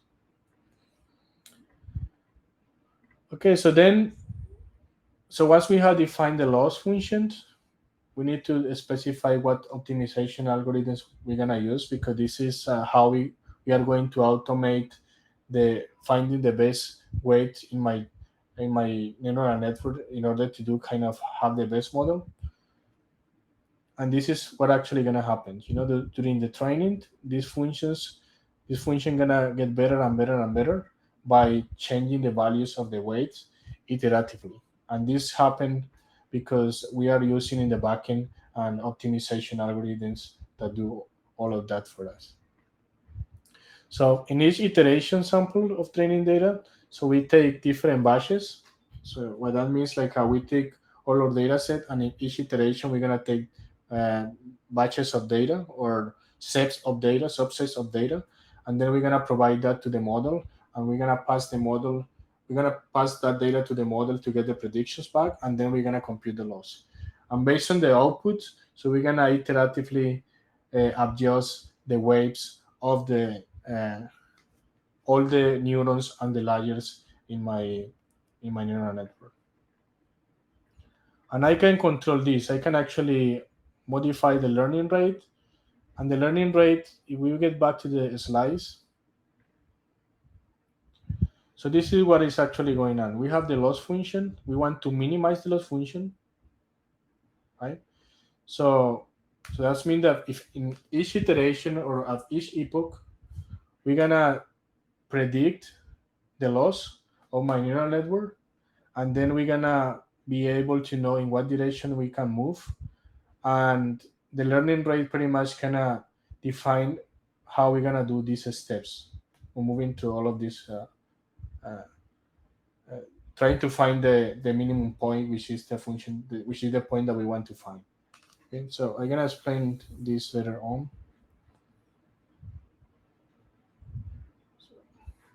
Yeah, but in summary, what I want to show here is like we have our data, we already defined our architecture or model, and then we are ready to train it.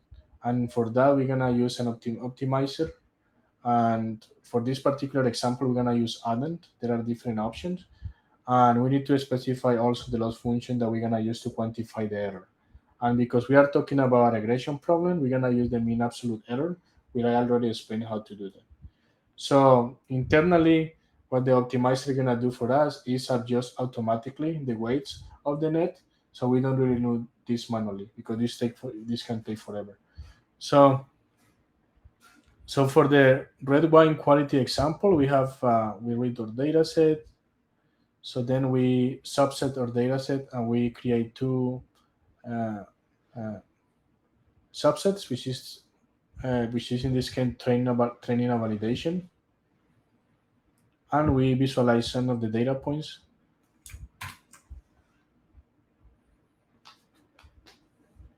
And here we're gonna scale all the values in all my feature data. I'm just gonna try to comment this code, and I'm gonna show you what is going on here.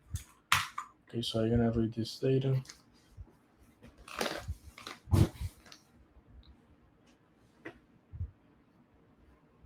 Okay, so this is my data set. So these are my fixtures, and each row represent one observation.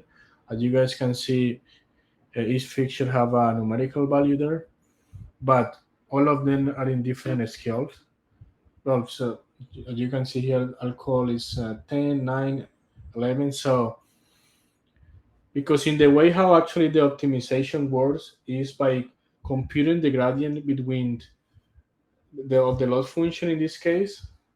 So for optimization, always is good to have, especially in neural network, always is good to have scale the values to 0 to 1, because having like a large magnitude values in my fixture, this can make the gradients be huge, and this could affect computationally, but also could affect the computation of the loss.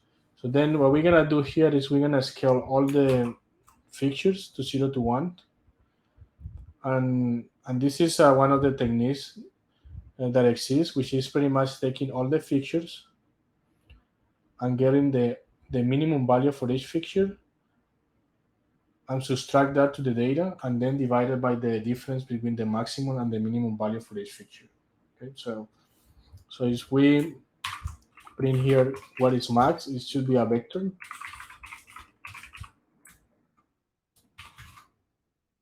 So you guys can see here is this is a vector, and each value corresponds to the max value for this fixture, and the same for the mean.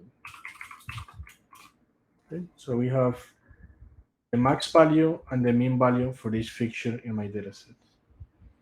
So now we're gonna do the scaling. The scaling consists in taking all the values in my training set and in the validation set and subtract that to the minimum values and divide it by the difference between the max and the min. This is a very standard way to scale the values, but there are different ways to do so. You can also use the standard deviation or other scaling techniques to do so. Once we have that, because we have here our fixture, but also we have the quality variable, which is the variable that we wanted to predict.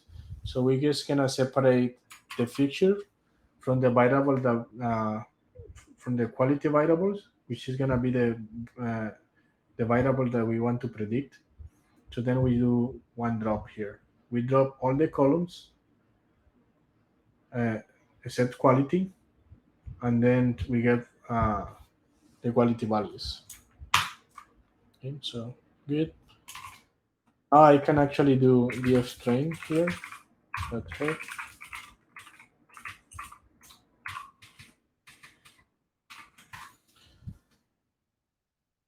Let's see.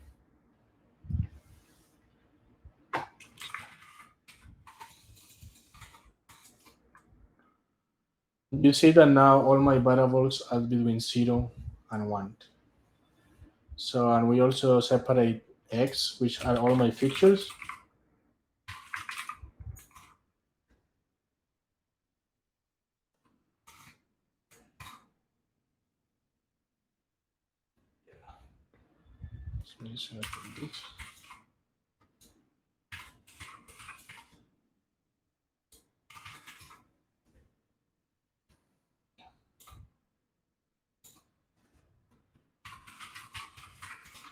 So I have my fixtures list here. So I just take my original data set, I create my training and validation set, I scale all the values in my data set to 0 to 1, because if I don't do that, having like very big magnitude values in the data. This is not the case actually, because I didn't see any big magnitude values in the data set.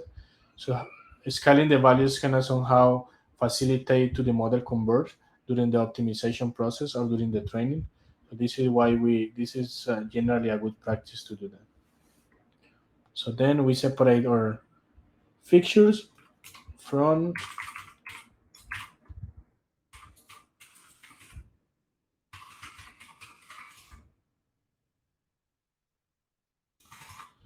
the variable quality, which represent in this case the variables that we want to predict.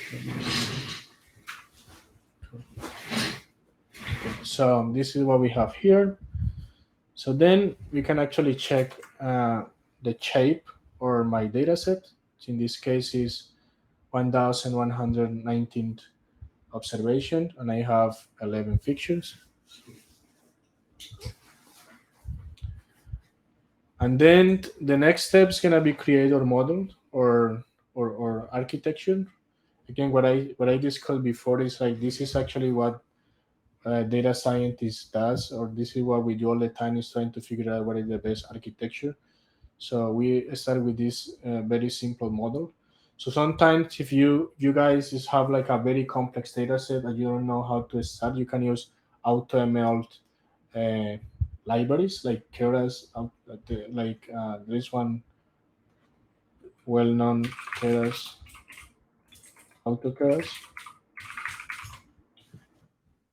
So this library, instead to you manually define the architecture, is gonna try to find the best model for you. So you don't need to kind of spend so much time playing around. And so then this gonna try to figure out based on your data what is the model that fits better into. And this works also with structured and non-structured data. Okay, so I'm gonna get back to the exercise. So this is my model, so I'm gonna execute that.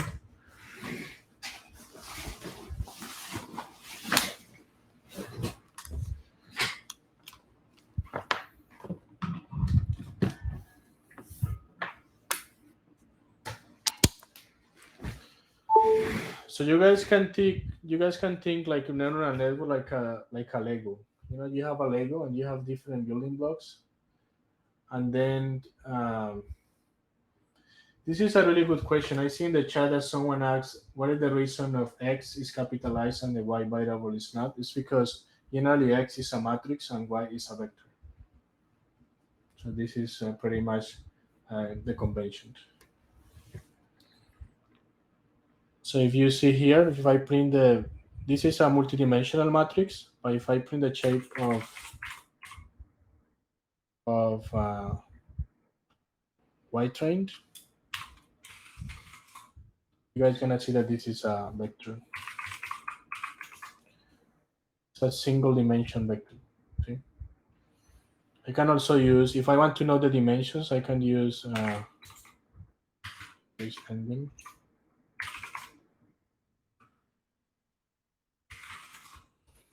So X train have it's a 2D matrix. And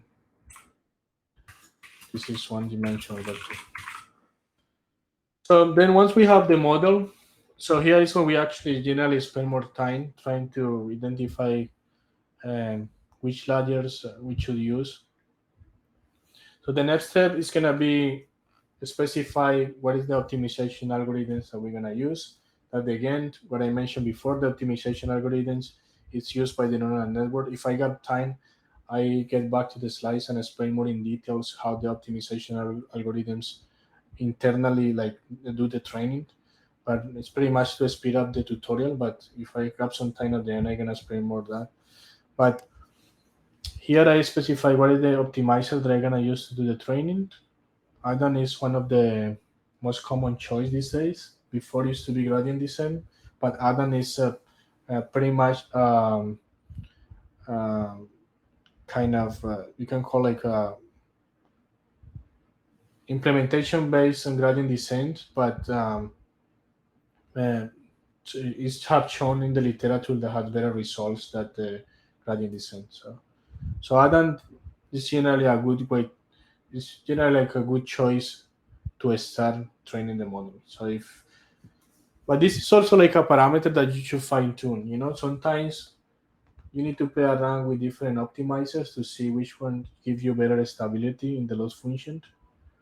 Because remember that the optimization, what we want to do here during training is to minimize the loss, and the loss tell us like how far we are from the real outputs based on the predictions. So some optimization give a good results, some other given don't give us like a very stable loss function. So we need to also be careful about that. And the loss function here, this doesn't have any discussion, is mean absolute error. But we can also play around with other loss function if we need it. So the loss function depend on different aspects, depend on the kind of task that we are working on. If it's a regression model, this is one of the options. But for classification, there are different kind of loss function. For using generative models, the loss function generally is more complex because it's with like more complex models. So then here I specify the optimizer, and I just call the fit function, which tell to my model, please train using this train data here that I am provide, and I also pass in the validation data. Remember that the validation data used by the model to fix and automatically like fine tune the weights in each epoch. You can think about like a training like a for loop. So in one iteration in the for loop is a epoch. In that epoch, we have different batches of my data, and we pass those batches to my model. I got the prediction back. I compute the loss. The compute loss is the loss is pretty much what I explained before. And then when I have the loss, so the optimizer decide based on the loss value. So computing the gradient. The gradient is the difference between the previous loss and the current value, what direction it should move on, and how the weight should be changing, And this is kind of the fine-tuning process that is happening. And the batch size is like how many samples I'm gonna present in each epoch and each iteration of during training to the model, So this is the number of observations that I'm gonna pass to my model for each epoch. And in this case, so we have 10. So if we multiply 10 for 256, this can give us like it's like 1,000 something. So then this is kind of like, it should be like consistent with the shape of my data set. So I'm gonna train this here. So it's gonna be trained. As you guys can see here, the loss start going down, starting 0.2, and at the end we have 0.1. We only train the model from 10 epochs. And you always want to keep the eyes in the loss functions on the training data, but also in the validation data, because we're gonna see that these two metrics are very useful to identify if the model actually is learning or no, or is having some underfitting or overfitting issues. So we're gonna talk more in details in a bit. And then I can actually use this history, is a dictionary actually. So I can just print this. I can say print history dot this.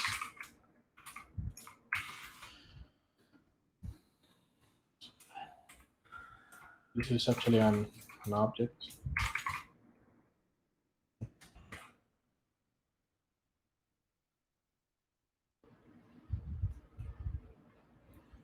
Okay, so this should be history here. The dictionary is a way that Keras internally does. He just take the loss function of the training dataset and the validation dataset and save that into a dictionary. And this is what we have here. We have a dictionary with two keys, loss and loss validation. We really want to be able to access the data after training, because these two functions tell us how was the training, how the training actually happened. And we can transfer this into a data frame, what this is happening here, and we can plot it. And this is the kind of behavior that we expected. The loss start getting down because, again, the optimization task is pretty much minimize the value of the loss by fine-tuning and changing the values of the weights.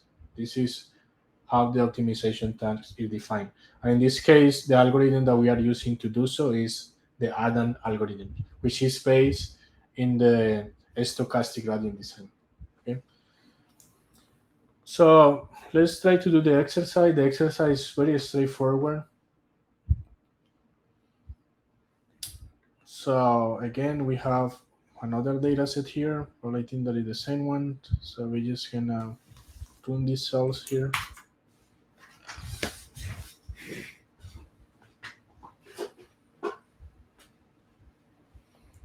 Well, until this self execute, I'm gonna get back to the presentation because I wanted to show this part. So neuronal networks uh, are the neural network are related with something that is called in math that is called parametricized learning.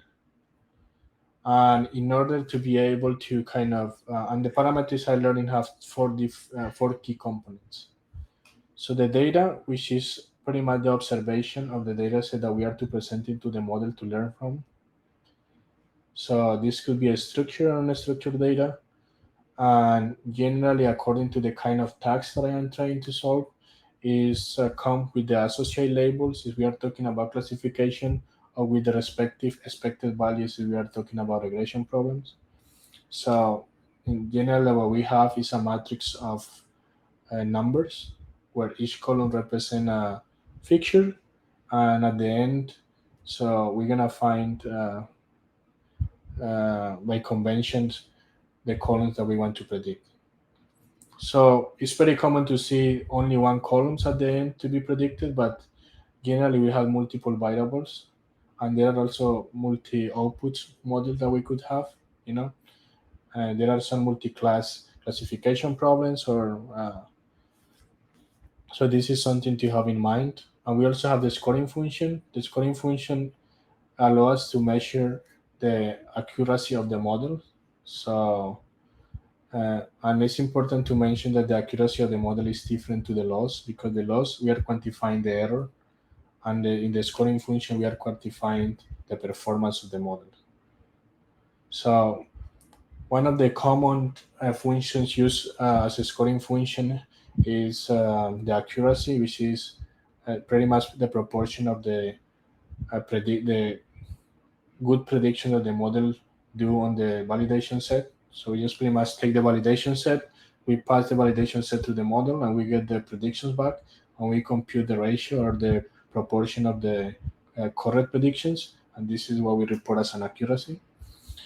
But this depend for regression problem, we can have R squared or other metrics, so we need to also, when we are working with neural network, to try to find what is the appropriate accuracy scoring function that we want to use to report when we are kind of presenting the result that we have, because sometimes the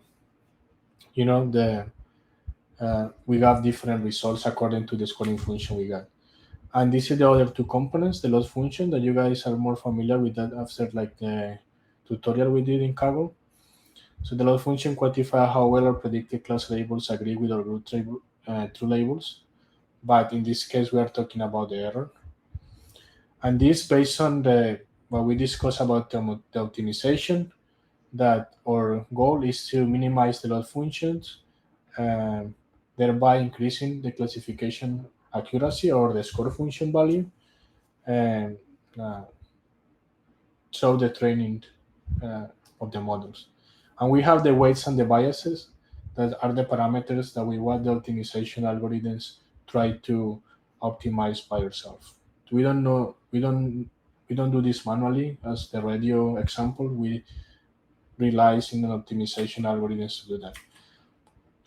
And this is complex. Optimization problems are complex, and I want you guys to be aware about that. So we generally discuss about these topics in a very deep, in a very kind of superficial way, but there is a huge topic behind optimization. You guys can check in YouTube a bunch of different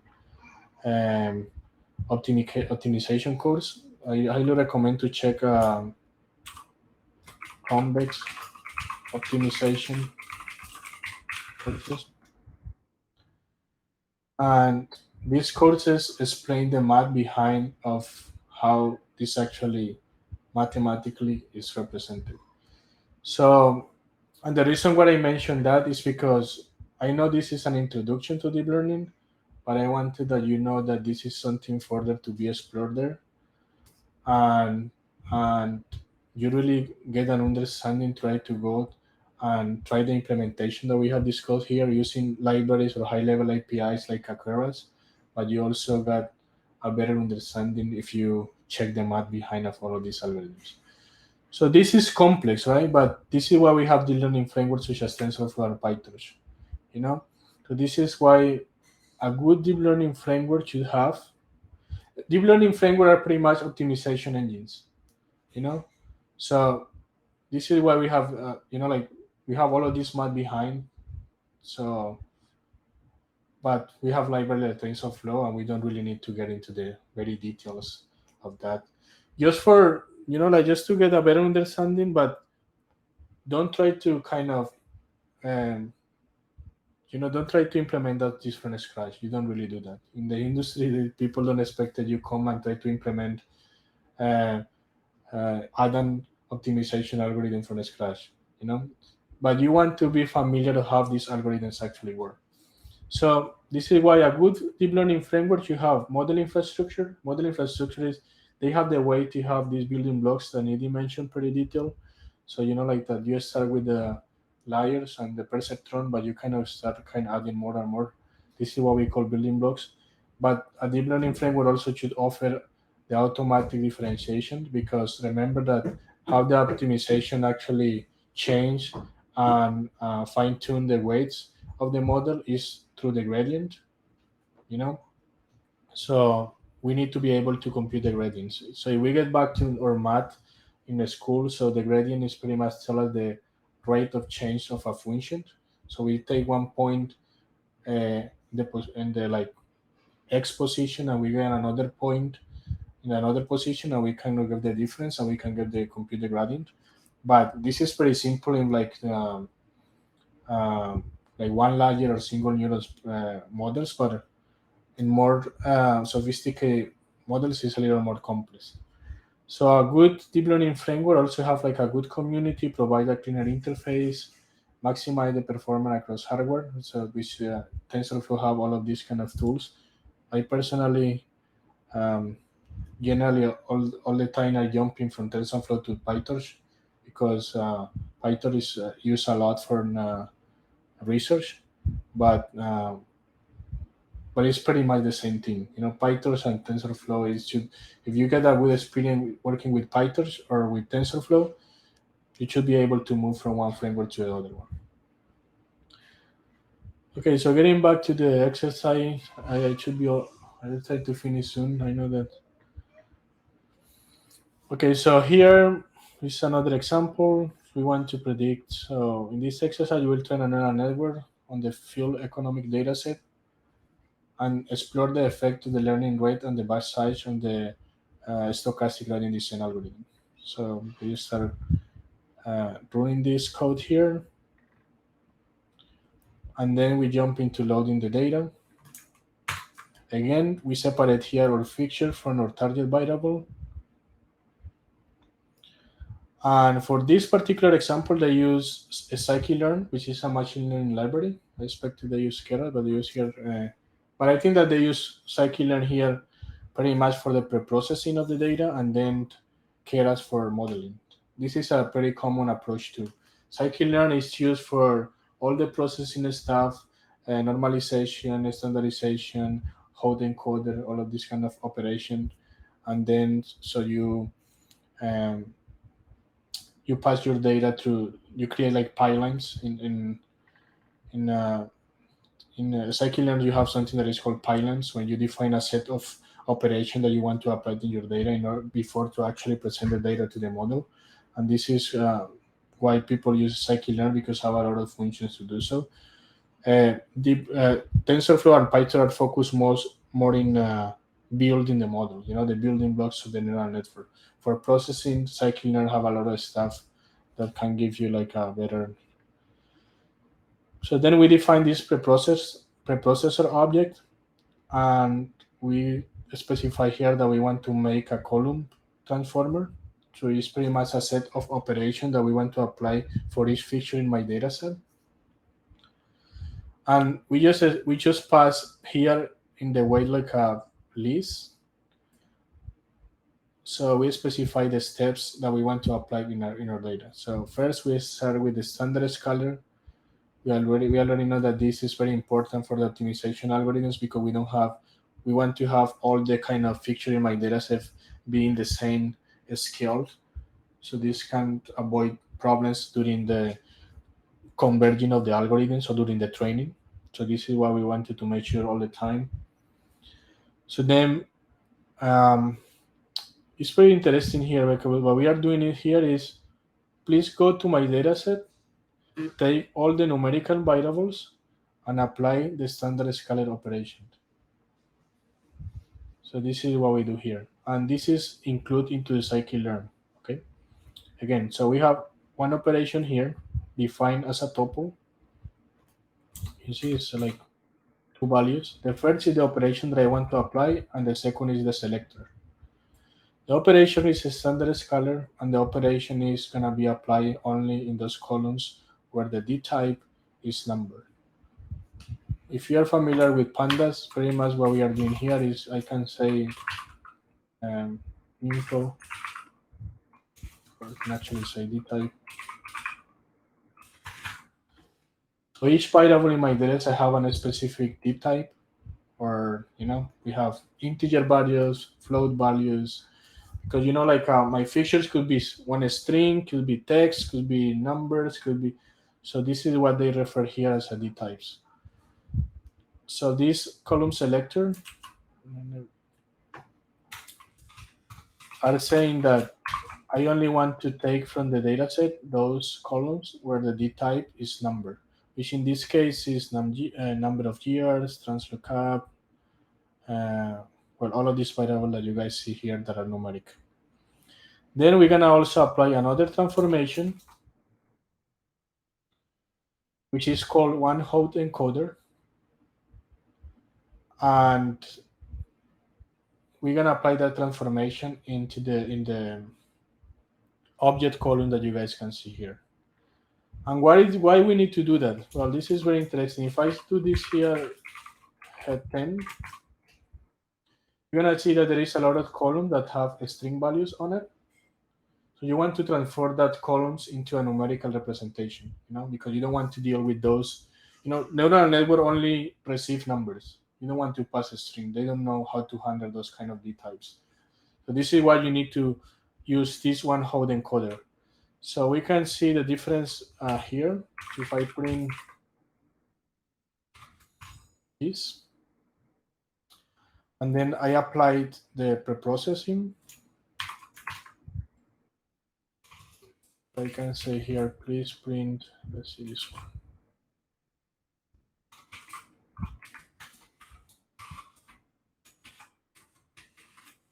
I have this column that have different values. I don't know, I think that you can do here unique.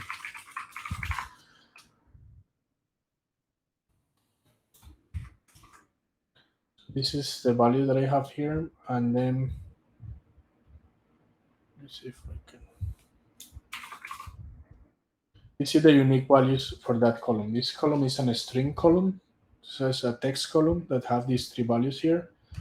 So I'm going to transform that using this one-hot encoder. What one-hot encoder is, this transform each of these values into a vector representation, and I'm gonna show you how this function actually works. So I can do the same here, x.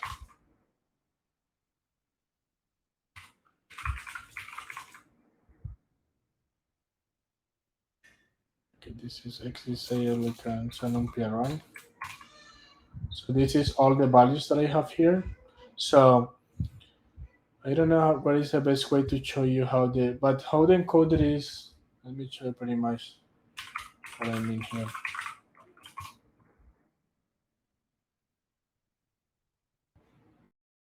This is the hot encoder transformation. So imagine that I have a column that have these possible values: red, blue, green, or red, blue, green, these three values, right? So when I apply the one-hot encoding, what I'm gonna do is I'm gonna transform my column into this representation, where if I know that the first observation is color red, so I'm gonna turn on this number here 1 because I know that it's red, and the other is gonna be 0. You guys can see here. So this is a very common transformation. Imagine that you have like a set of lights, or and you basically turn on or turn off that one that represent the class. In this case, we want to say that this ID1 is color red. So this is why the only one that has 1 is the color red value here. The same for the blue. You see that the blue is no 1 here anymore, it's 0, but in the blue column it's gonna be 0. So this is a way to transform our data set into numerical representation. Cool. So when I have my data set ready to go, so yeah, this is what I mean. See, this is the hot encoder results. So then, when we have my data set, all my variables in a numerical representation, the next step is gonna be, in this case, create my architecture or my model. So I use Keras to do so. I create a multi-layer perceptron here with 1, 2, 3, 4, 1, 2, 3, 4, 5 layers. So I can actually do model.summary if I want to get like a more visual representation of my layers. You see this tell me that I have 1, 2, 3, 4, 5 layers, and this is the input shape, the output shape for each of them. And I can know, I can actually know like so how the neurons are organized. Okay. I don't know if this option is available here.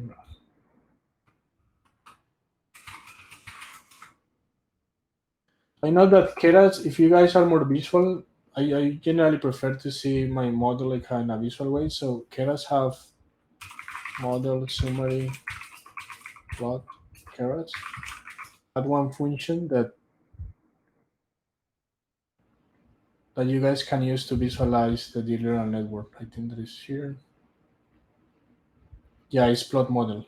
It's the name of the function, and it's going to generate an image of the architecture. You know, if you want to see how many layers you have, how. So this is another way to do that. Let's see if we can run this code very quickly.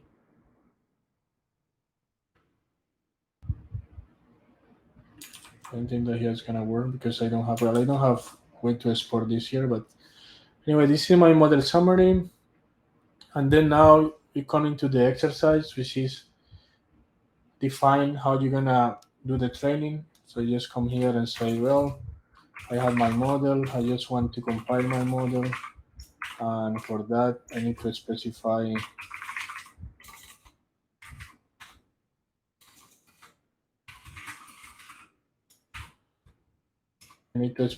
the optimizer.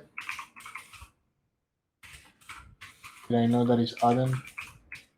And I need to specify the loss function, which I know that is the mean absolute, the mean absolute error. Yeah, the mean absolute error. Okay. This is pretty much what we need to do here. It's just define what is the optimizer that I'm gonna use and what is the loss function that that the optimizer gonna use for like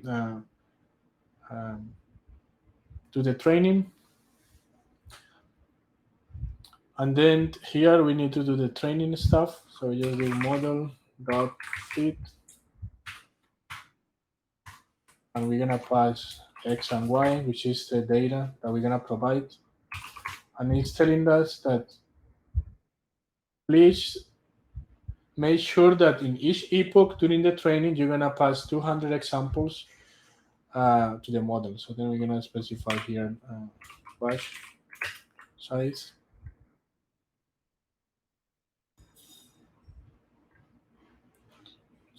We're gonna just copy this batch size equal to 128, and the epochs is how iterations are gonna do for training. So you're gonna have 200 epochs.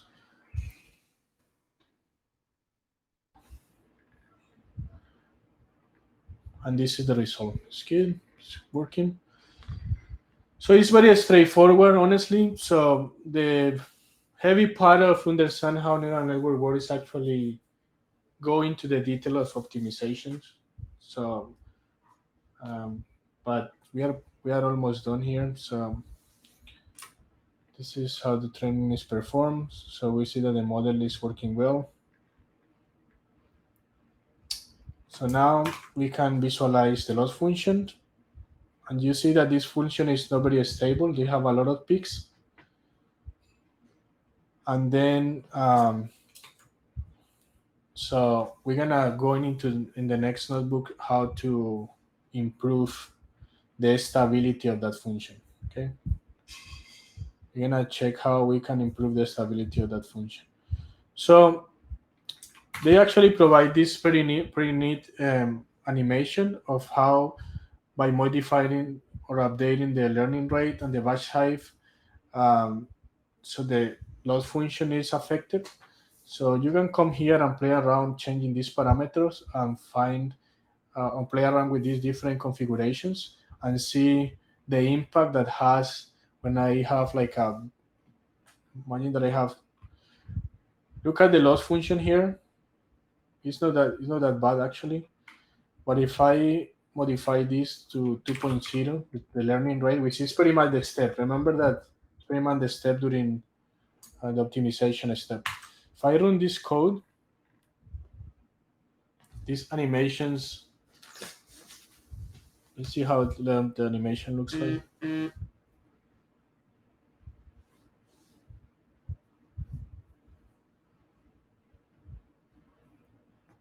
Yeah, you see, so crazy. And it's exactly because what I'm saying. If you put like a really, so optimization is in this three-dimensional world that you guys saw in this picture, jumping around until find the best solution. The best solution is the intersection between all the values of the parameters that give us the minimal loss, but also the best performance of our model, right? So he's jumping around. But if we put like but how we define how far or how like it's gonna be that step that the optimization will do. Well, this is the learning rate pretty much. This is why we play around with the learning rate here. If we put like a very huge value, so the optimization algorithm is gonna struggle a lot to converge and then to find the best solution. So this is why this is something that we kind of start fine tuning until we got the best point. Okay. Let's see 0.1, and that's it. This is the end of this notebook. We're gonna jump into how to improve the performance a little bit, and we should be finished. So you guys can see the impact. You don't want to have like a very low value, but you don't want to also have like a huge value because it's gonna uh, make the optimization algorithm struggling a lot. Cool. So now there are different ways. So these learning curves are really important.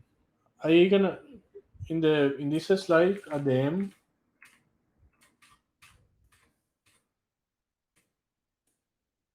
I have this section that is called the boogie neural network, and this section I wanted to kind of show you some of the scenarios that you can find of how to interpret the loss curve. Okay, I don't think that I'm gonna spend time doing so, but I'm gonna spend some of the techniques that you have to improve the model accuracy of the model performance. But what I wanted to show up here, or what I wanted to emphasize, is like these two functions are gonna be critical to evaluate the performance of your models. You're gonna be data scientists are like a doctors, like this is part of the job that they do. So they take these functions and they start evaluating how this function looks like, and based on that, they can make decisions. This is why when we train the model using Keras, you see that Keras send you this history dictionary because you really want to have access to those values. And the reason why you want to have access to those values is because this is kind of like when you go to the doctor and you kind of show, hey, I feel like this. But somehow these functions to the tell you like how you can uh, modify or improve the model performance. So this is one of the scenarios. My model won't train. This is how the loss function in the training set. So there are different ways to solve this problem. This could be probably you are not using the appropriate set of fixtures. You know, one of the other problems that you could have is like all your fixtures are highly correlated. You know, one of the first filter that you do is like you have a 4 or 5 or 6 fixtures in your data set, right? Just make sure that they are not highly correlated because you don't want to have redundant informations. You know, you don't want to have two columns that wants 1.0 correlation between them. You know, because it's pretty much adding the same information. So then you need to play around with like filtering the fixture and try to identify like doing some fixture selection. You need to check if probably there is no any problem with your schema or in the way that you are storing the data or feeding the model. This is another important thing. So you also already saw that the learning rate is one of the parameters that you need to fine tune in order to have like a more stable model. So this is some of the things that you can do. Another scenario is this one. My loss explode. So this is typically happening when you have a lot of noise in your data. You have observation that could be outliers. So you need to be able to measure like what is the proportion of the outliers in your data set. This is a good practice that you should do. So just come and try to do some data exploratory analysis and identify respect to you. Because if you notice after doing exploratory analysis that the 80% of your observation or the 50% of your observation are noisy, so it's nothing to do there. You know, like just because some people, and this is like really bad practice, some people just remove the outliers of the data, but this is not a good practice all the time. You know, you don't want to be picky. You don't want to kind of I want to show the result to my boss, so then I'm gonna remove all the uh, noisy observation and then I'm gonna show the result. So you need to be careful with what is the appropriate method that you use to do the outlier detection and the outlier removal. And there are different strategies that we can explain. Discuss this for hours and hours. You need to also see there is not like any nonce input data. Check if there are any values that probably when you're doing division by zero calculation or anything, you can get these weird values during optimization. There are different techniques. This one I just wanted to show. This is one of the cases. This is kind of like this is another case. You know, my metrics are contradictory. This is another example, so I'm not gonna spend so much time here. So testing loss is too damn high. So your model is overfitting. When this happened, you know, like your model going down, the loss of the training data going down very quickly, but in the validation set have this behavior. This is because the model is overfitting. The model got to the point that he's pretty much um, instead to kind of focus on the underlying features and try kind of identify the underlying patterns in your data, he just pretty much learn all the data set himself, you know. And this is a symptom of overfitting because what's happening in that scenario is that the model is not able to generalize because the model what become very specific to predict into the training data set and is not able to kind of be uh, have like a good predictions in the new samples, you know. This is a really good meme like in overfitting that actually explain this better, you know, like I don't know if I'm gonna find that, but It's pretty much this, See, the model lost any capacity of generalize. So it's learn all the training data set, and when he tried to perform into new samples, he cannot do that because he only can see cats of black color, or cats or red color, or cats or yellow color, This is what I mean. So this is really important. This is another aspect that you need to check when you check these loss steps. So sometimes this could happen also. The model gets stuck. Remember that we are kind of navigating in this three-dimensional world. So this is what the models are doing under the hood in the optimization tags. So there are really, really complex scenarios. Like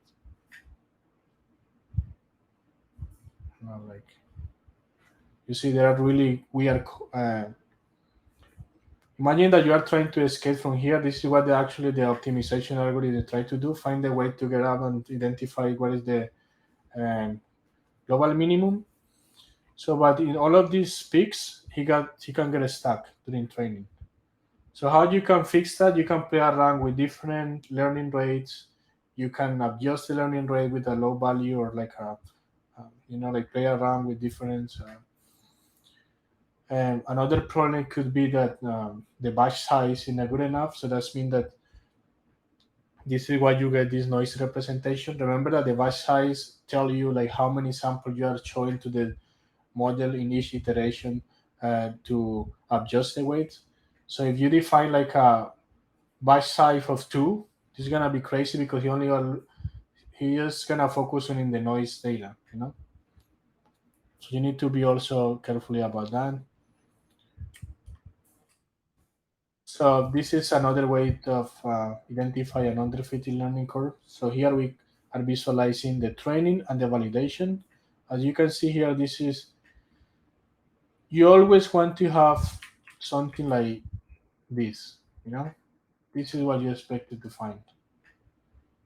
The loss function of the training and the validations are very kind of overlapping. So what it actually means is like the model is able to have like a good generalization capacities and train the so learn the training data set pretty well, but it's able to predict unseen data, and this is a good symptom.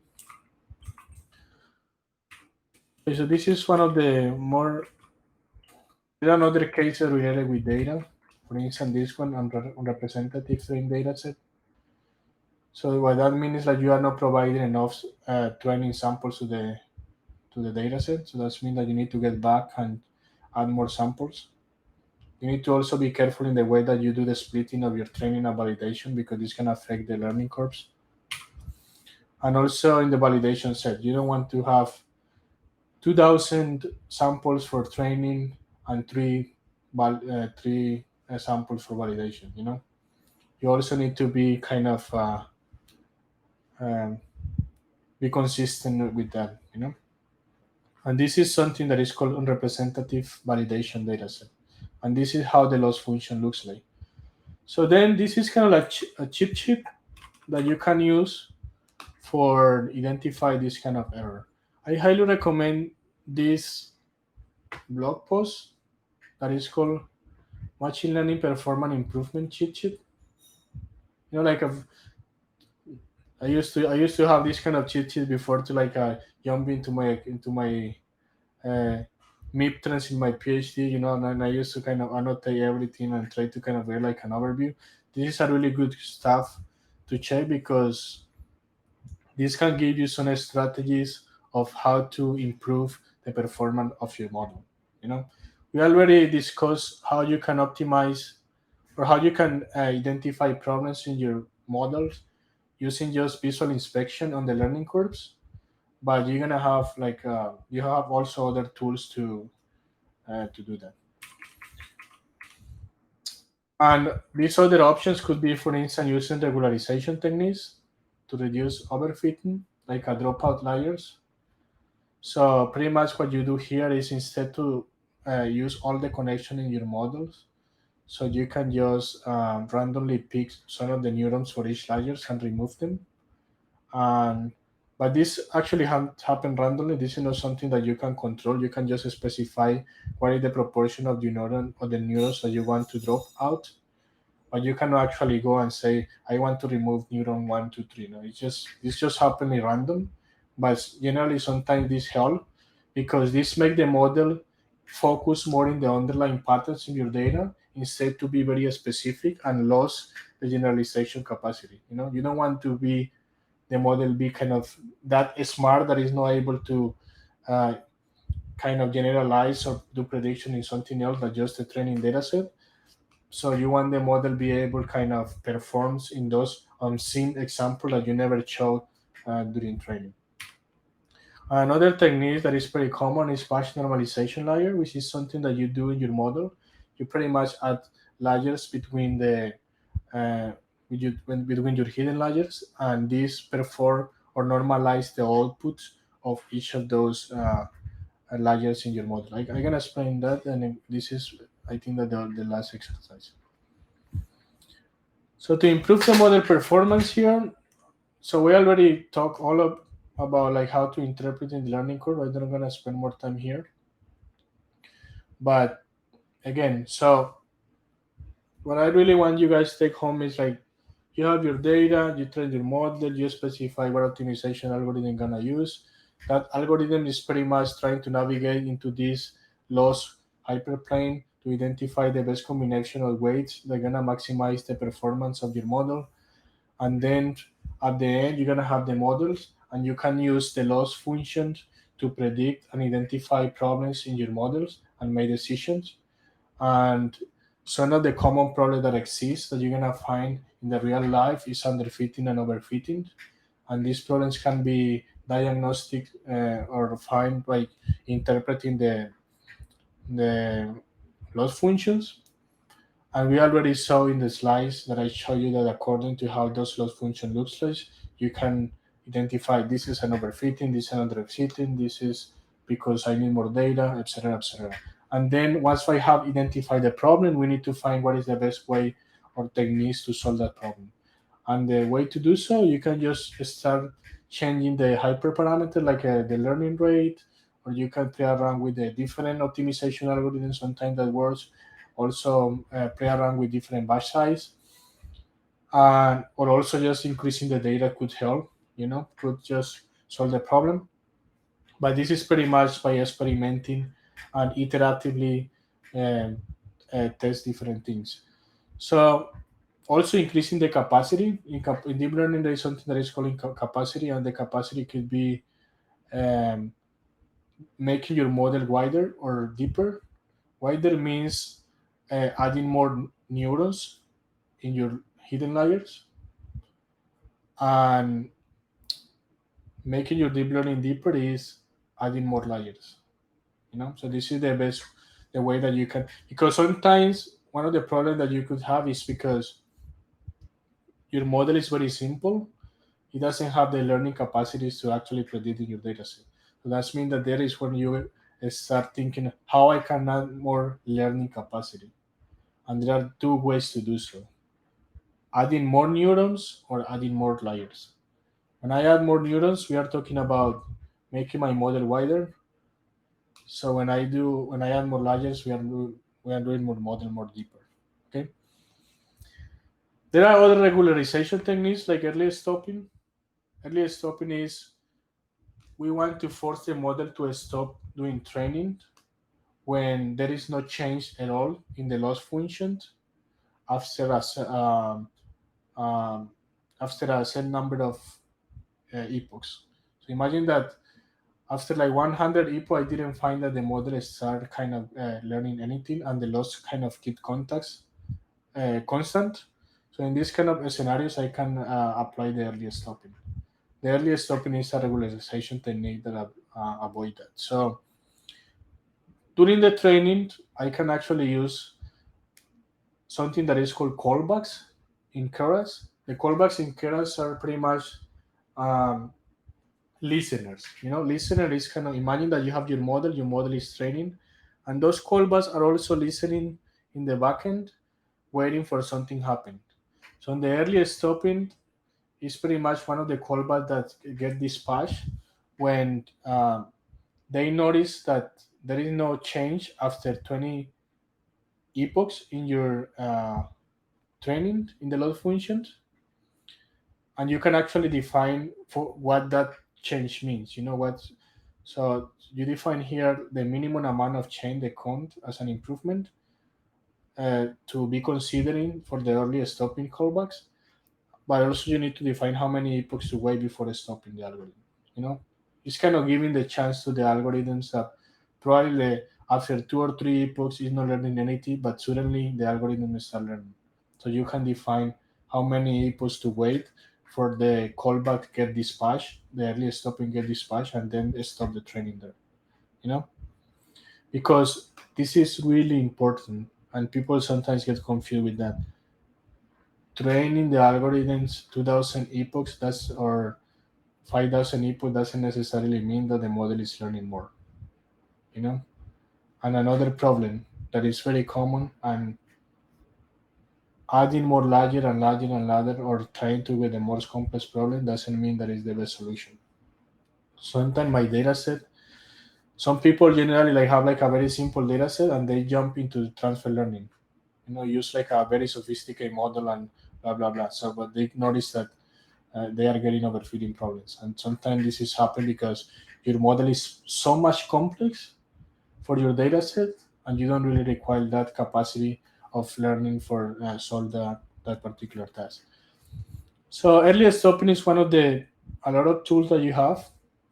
So you define one callback here, early stopping, and this is actually all the example. You define your early stopping callbacks here, and you define the minimum amount to change to count as an improvement. So that means that you want to check, you're considering here that an improvement for the loss is gonna be 0.01. Okay. And also the patching, how many epochs to wait before stopping. And reserved waits means like after the early stopping callback get dispatched, the model automatically gonna switch and get and restore the previous weights, you know, that he learned at that point. So we have the model here, and then when I call the model fit function, so there is another parameter that I can provide here that is called callbacks.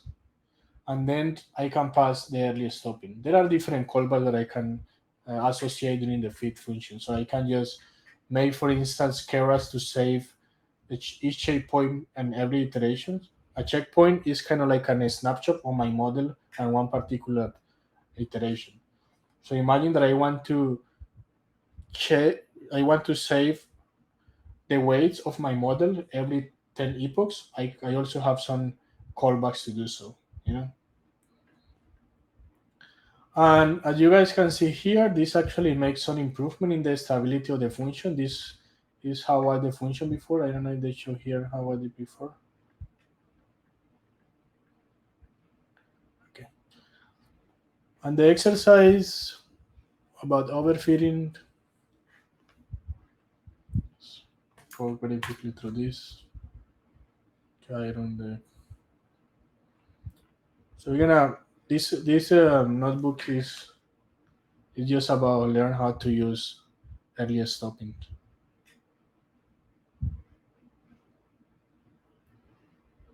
Okay, so I got here.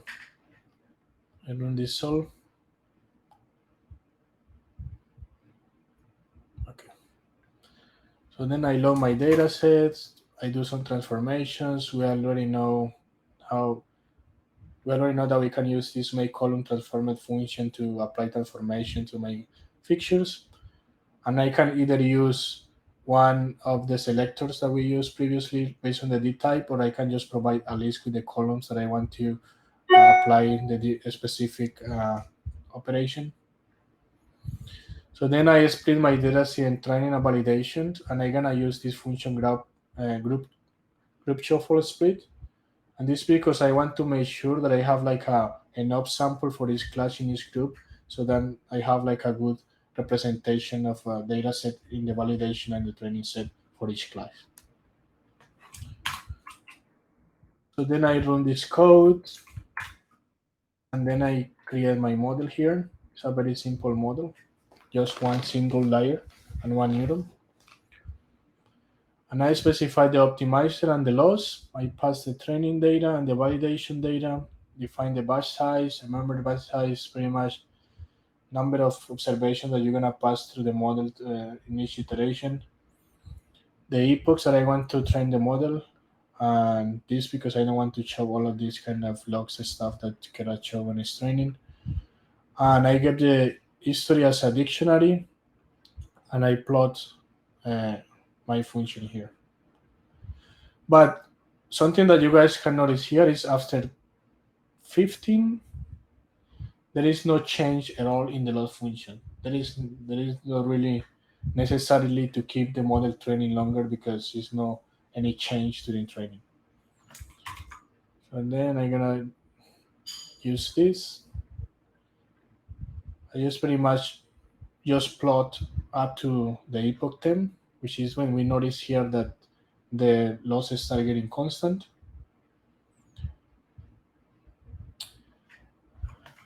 And then, so, well, this is more a kind of an interpretation question. So why do you think that, will you say this model is underfitting or overfitting? Just, well, so if the model is very simple, it's just one layer. So what they discuss here, this is now a valored capacity learning.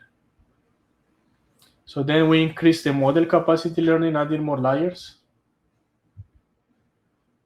We keep the same optimizer and loss, and we run it.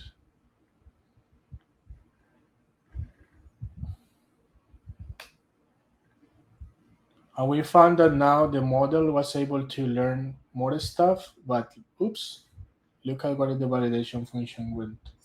This is an underfitting problem, you know?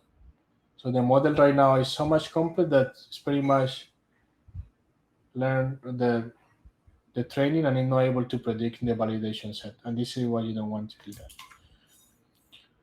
So then, we're gonna create an early stopping callbacks here. So we're gonna callbacks to see if this works. Early stopping class, and we're gonna define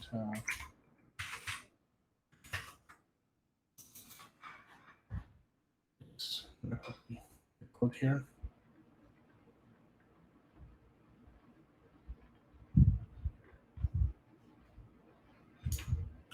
Just gonna copy the solution here. So is see the mean delta that I mentioned here, 0.001. The patching is 5 epochs, and they mentioned resort to the best weights. This is correct. And then we train the model again.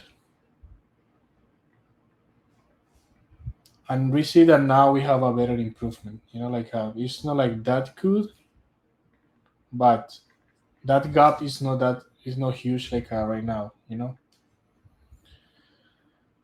And I'm gonna leave you this part of the tutorial for you guys. This is exploring other regularization techniques to improve the performance.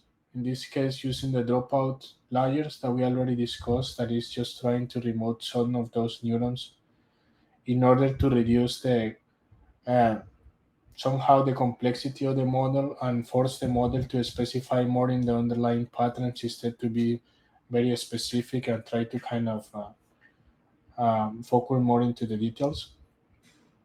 And batch normalization, what batch normalization does, so we just add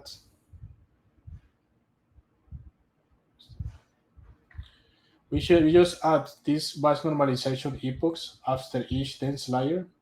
And what that batch normalization layer gonna do is gonna take the output of the dense layers or the previous ones, and then going to normalize the values for each batch of data. Remember that each batch, the reason why I mentioned each batch is because during the training we specify the batch size, so that means this is the number of samples that we're gonna pass to each iteration during training, and then each of those batches is gonna go through all of the model, and then going to perform the feed forward propagation, And this batch normalization going to take each of those batches and going to normalize the values. And somehow these have shown improvements in the performance, and in the literature, batch normalization is used a lot. So, and this is the results after applying batch normalization. You see, right now it's more stable.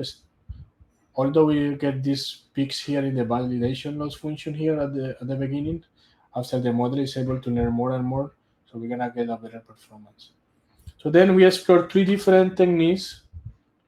Well, four different techniques to actually improve our model performance. Is one, once I train my model and I can see how is the loss function on the validation on the validation on the training set, we can modify the hyperparameters like a learning rate and all of this stuff in order to kind of improve the performance of the model. Two other option is using callbacks like early stopping.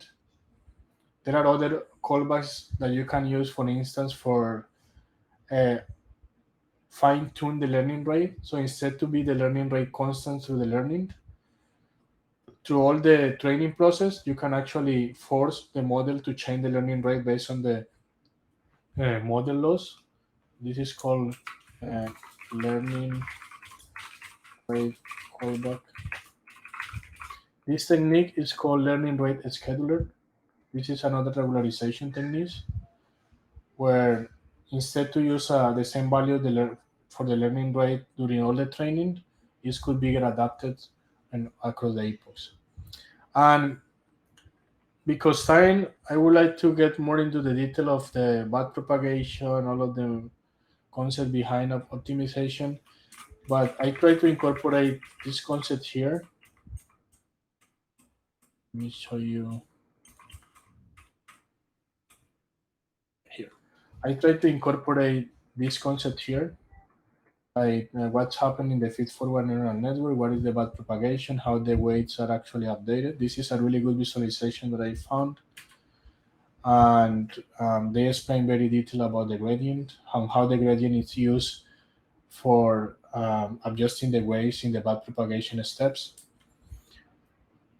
And this is what we have discussed so far. So we have this three-dimensional platform or three-dimensional optimization space, and we have different parameters that somehow can be adjusted to jump around this space. One of those parameters is the learning rate, and this learning rate is used to compute the gradient.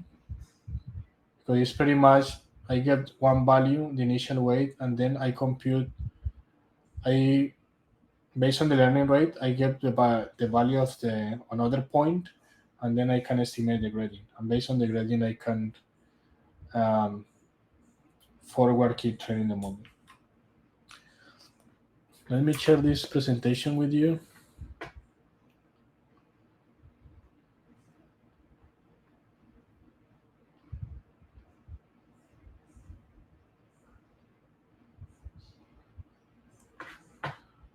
And so there are really cool visualization too there that you guys can use for.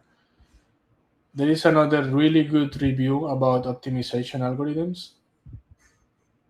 This topic of optimization is huge. Like in the Kaggle tutorial is just a simple introduction, which is pretty good actually because they kind of develop an intuition of new users.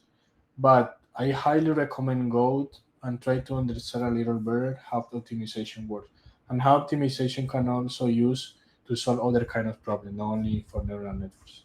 Okay? So this is all for now. Thank you so much for your time. I don't know if you guys have any questions.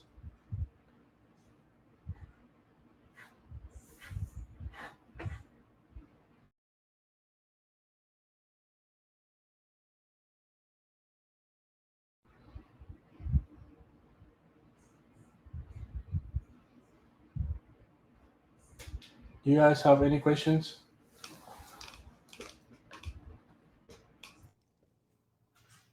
Hello, Henry. It doesn't seem like questions in the chat. And also we've kept people here for long enough. Thank you so much. Thank you, Henry. Thank you. Hi, guys. Thank you for your time. Yeah, we will be sharing your. Can we reach out to you, say LinkedIn or email or something, so we can? Is your detail in the document you shared? Yes, your details are in the document you shared. So yeah, I think we can reach out to Henry. We can reach out to him on his GitHub. We can reach out to him on LinkedIn, and we can maybe just send an email as well. Thank you so much. Thank you. Please don't forget to fill the survey so that we can run the wheel, do the spin the wheel session where we select a winner for today's session. And also, if you want to win the net mini, you have to have enrolled in the first 2 sessions, this session, and then sign up for the next session, which is a time series session. Thank you again, everyone. I would like to remind us that this program was brought to us by GDG Cloud Edmonton. We are an official chapter of Google's worldwide network of cloud enthusiasts, developers, data scientists, and engineers. We are led by Vanya Hanatyuk. I'm sorry, I may have butchered that name. Vanya Hanatyuk. And our VP is Rohan Saha. I'm a volunteer. I've been your host for this session. My name is Ndidi, and I invite the instructor. Sorry, the slides. You forgot to share. Oh, I'm going to. Sorry about that. I keep forgetting this. This is okay. I'm better than this. I'm sorry. Can we see my slides now or the slides? You can see the slide. Okay. Yes, we can see the slide. Great. Thank you. So what's next is to complete the level, finalize the sessions, notebooks at your own pace. And if you have any questions, you can reach out to us on the Discord channel. You can also send us messages and connect with us across all social media platforms. So it's been a really great. I hope we got something from this session, even though it was packed and there were some complex topics. But I hope we got something out of this session. You can volunteer with us. We are actively looking for volunteers in any position in event management, marketing, tech lead, whichever way you can contribute. We'll be happy to have you. And this is the form to volunteer with us. I'm just going to copy this and put this in the chat.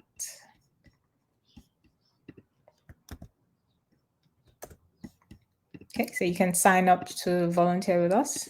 And yeah, we've had a great instructor today, machine learning Google developer experts and mastermind guru, Henry Ruiz. We can't thank you enough. Thank you so much. Hopefully we get to learn from you in future soon.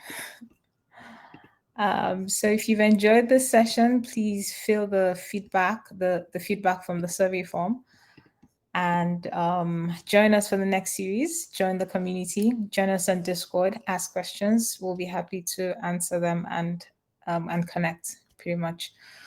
Thank you again. Any questions before we go to the spin the wheel? Unfortunately, there are just before to leave, we want to give you 10 minutes to fill out the survey and to RSVP to the next session to run the wheel of names. Let's give it a little bit more time. Okay. All right, so 10 minutes. In the meantime, if you have questions, we can also still answer the questions, hopefully.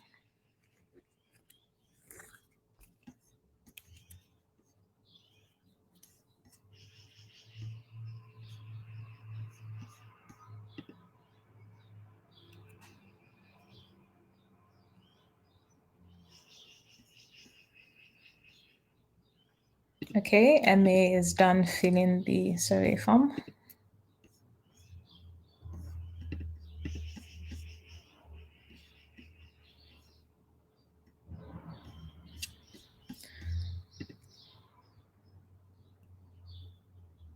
The next session is the time series session. It's going to happen August 12th.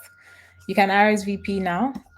Just going to, I think the link to that session has been pinned in the chat. So you'd find it at the top. It's the pinned comments there.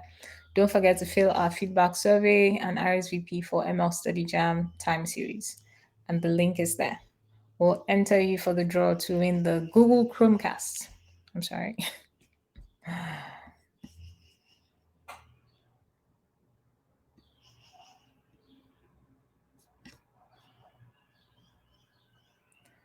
Thank you, Richard.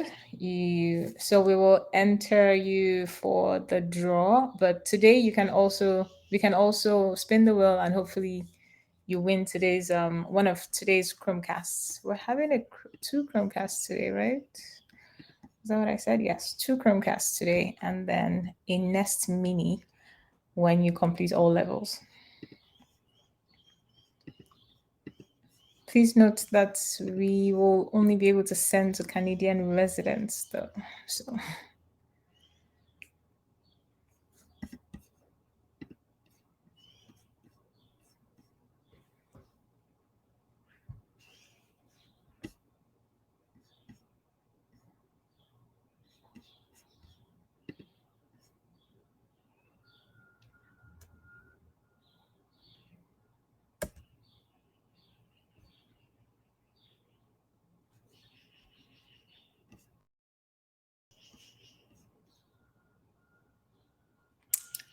These slides I'm sharing currently, or the slides that was used by Henry for his session? Which one?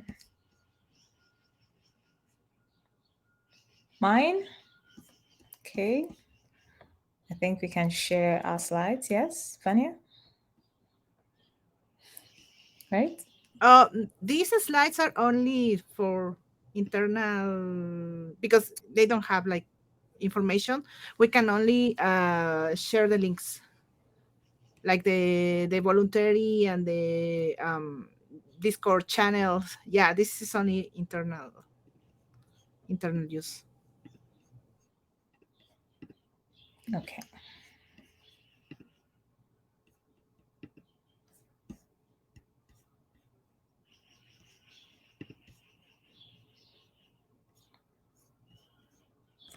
Can we rewatch the video on YouTube? Yes, I think we have a YouTube channel. Yeah. We have a YouTube channel. We're just going to post the link in the chat now.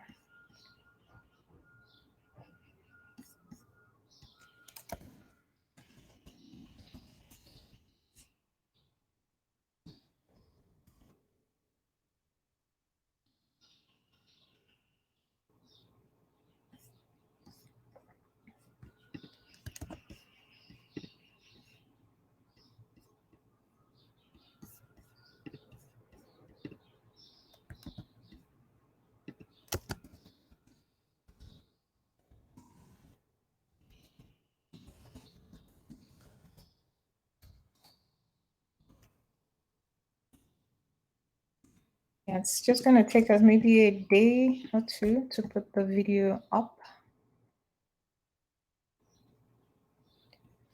But this is the YouTube channel.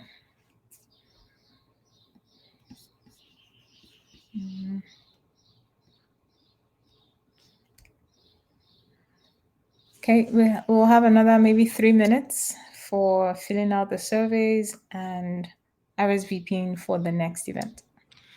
Brian, you only need to RSVP to our next session so we can include you in the wheel of names, please.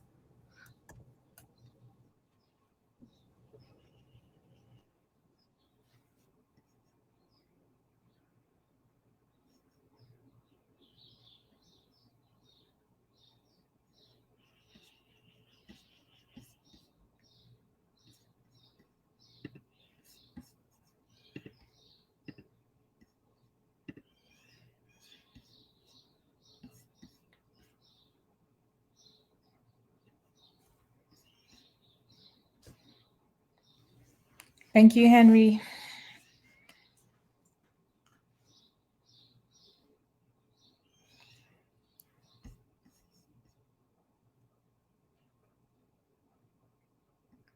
Thank you too, Chris. We appreciate your presence.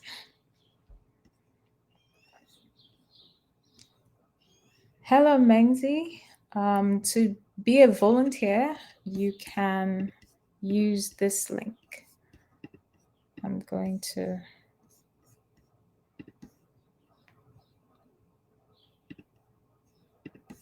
paste it in the chat shortly.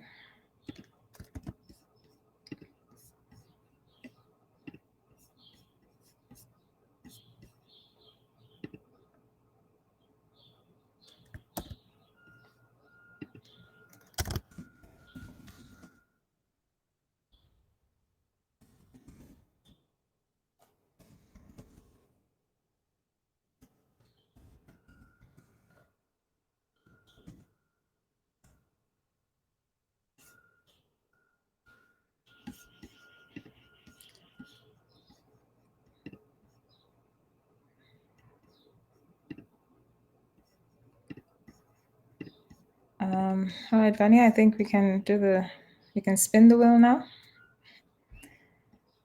Or are there any other persons still filling out those survey forms?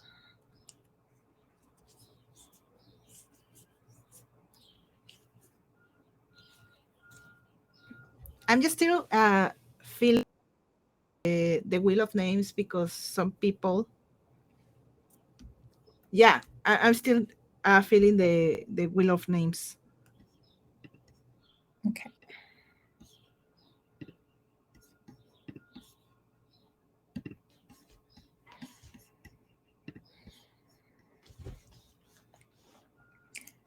So thank you, everyone. We'll just wait till we do the spin the wheel and we can have some winners for this session. Would you let me to share my screen? Yes.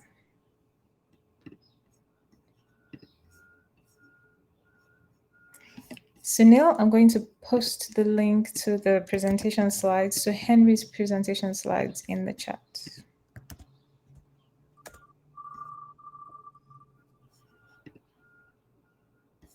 Vanya, you are muted. We didn't hear what you said. One moment, it's just because I wanted to show the wheel of names so you make sure your name is there.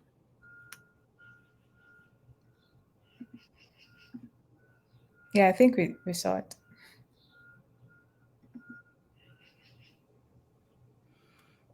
So if anyone is missing their name, please write in the chat.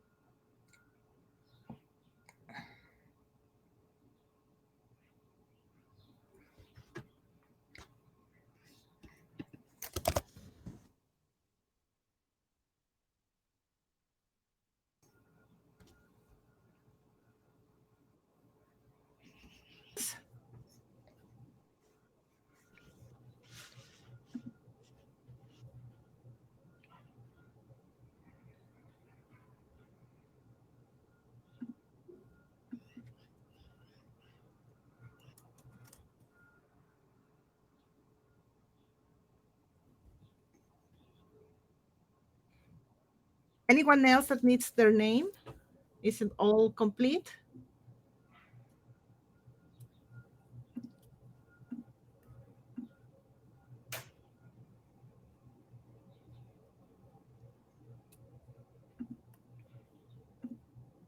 Okay, I think it's time to run the wheel of names. Okay. Let's see who is the first winner. Drum roll.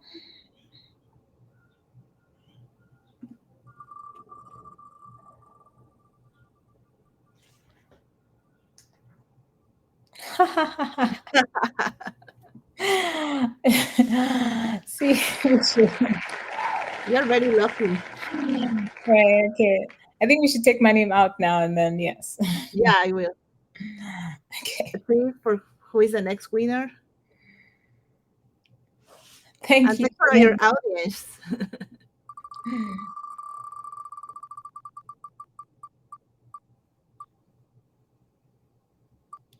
Ooh.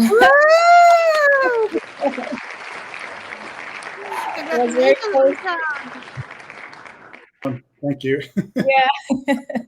Yeah, just remember the next session, we are going to have also 2 Chromecasts and also a Google Home Mini for everyone who, well, it's going to be a draw, but for the ones who completed all the levels with us from intro to machine learning, intermediate machine learning, intro to deep learning, and the last one, time series. For the Google Nest Mini, we are going to give a couple of weeks to let them finish those exercises. But yeah, for the next session, we're going to have also 2 Chromecasts and a couple of Nest Minis. Thank you for joining us today. Thank you, everyone. Have a good weekend.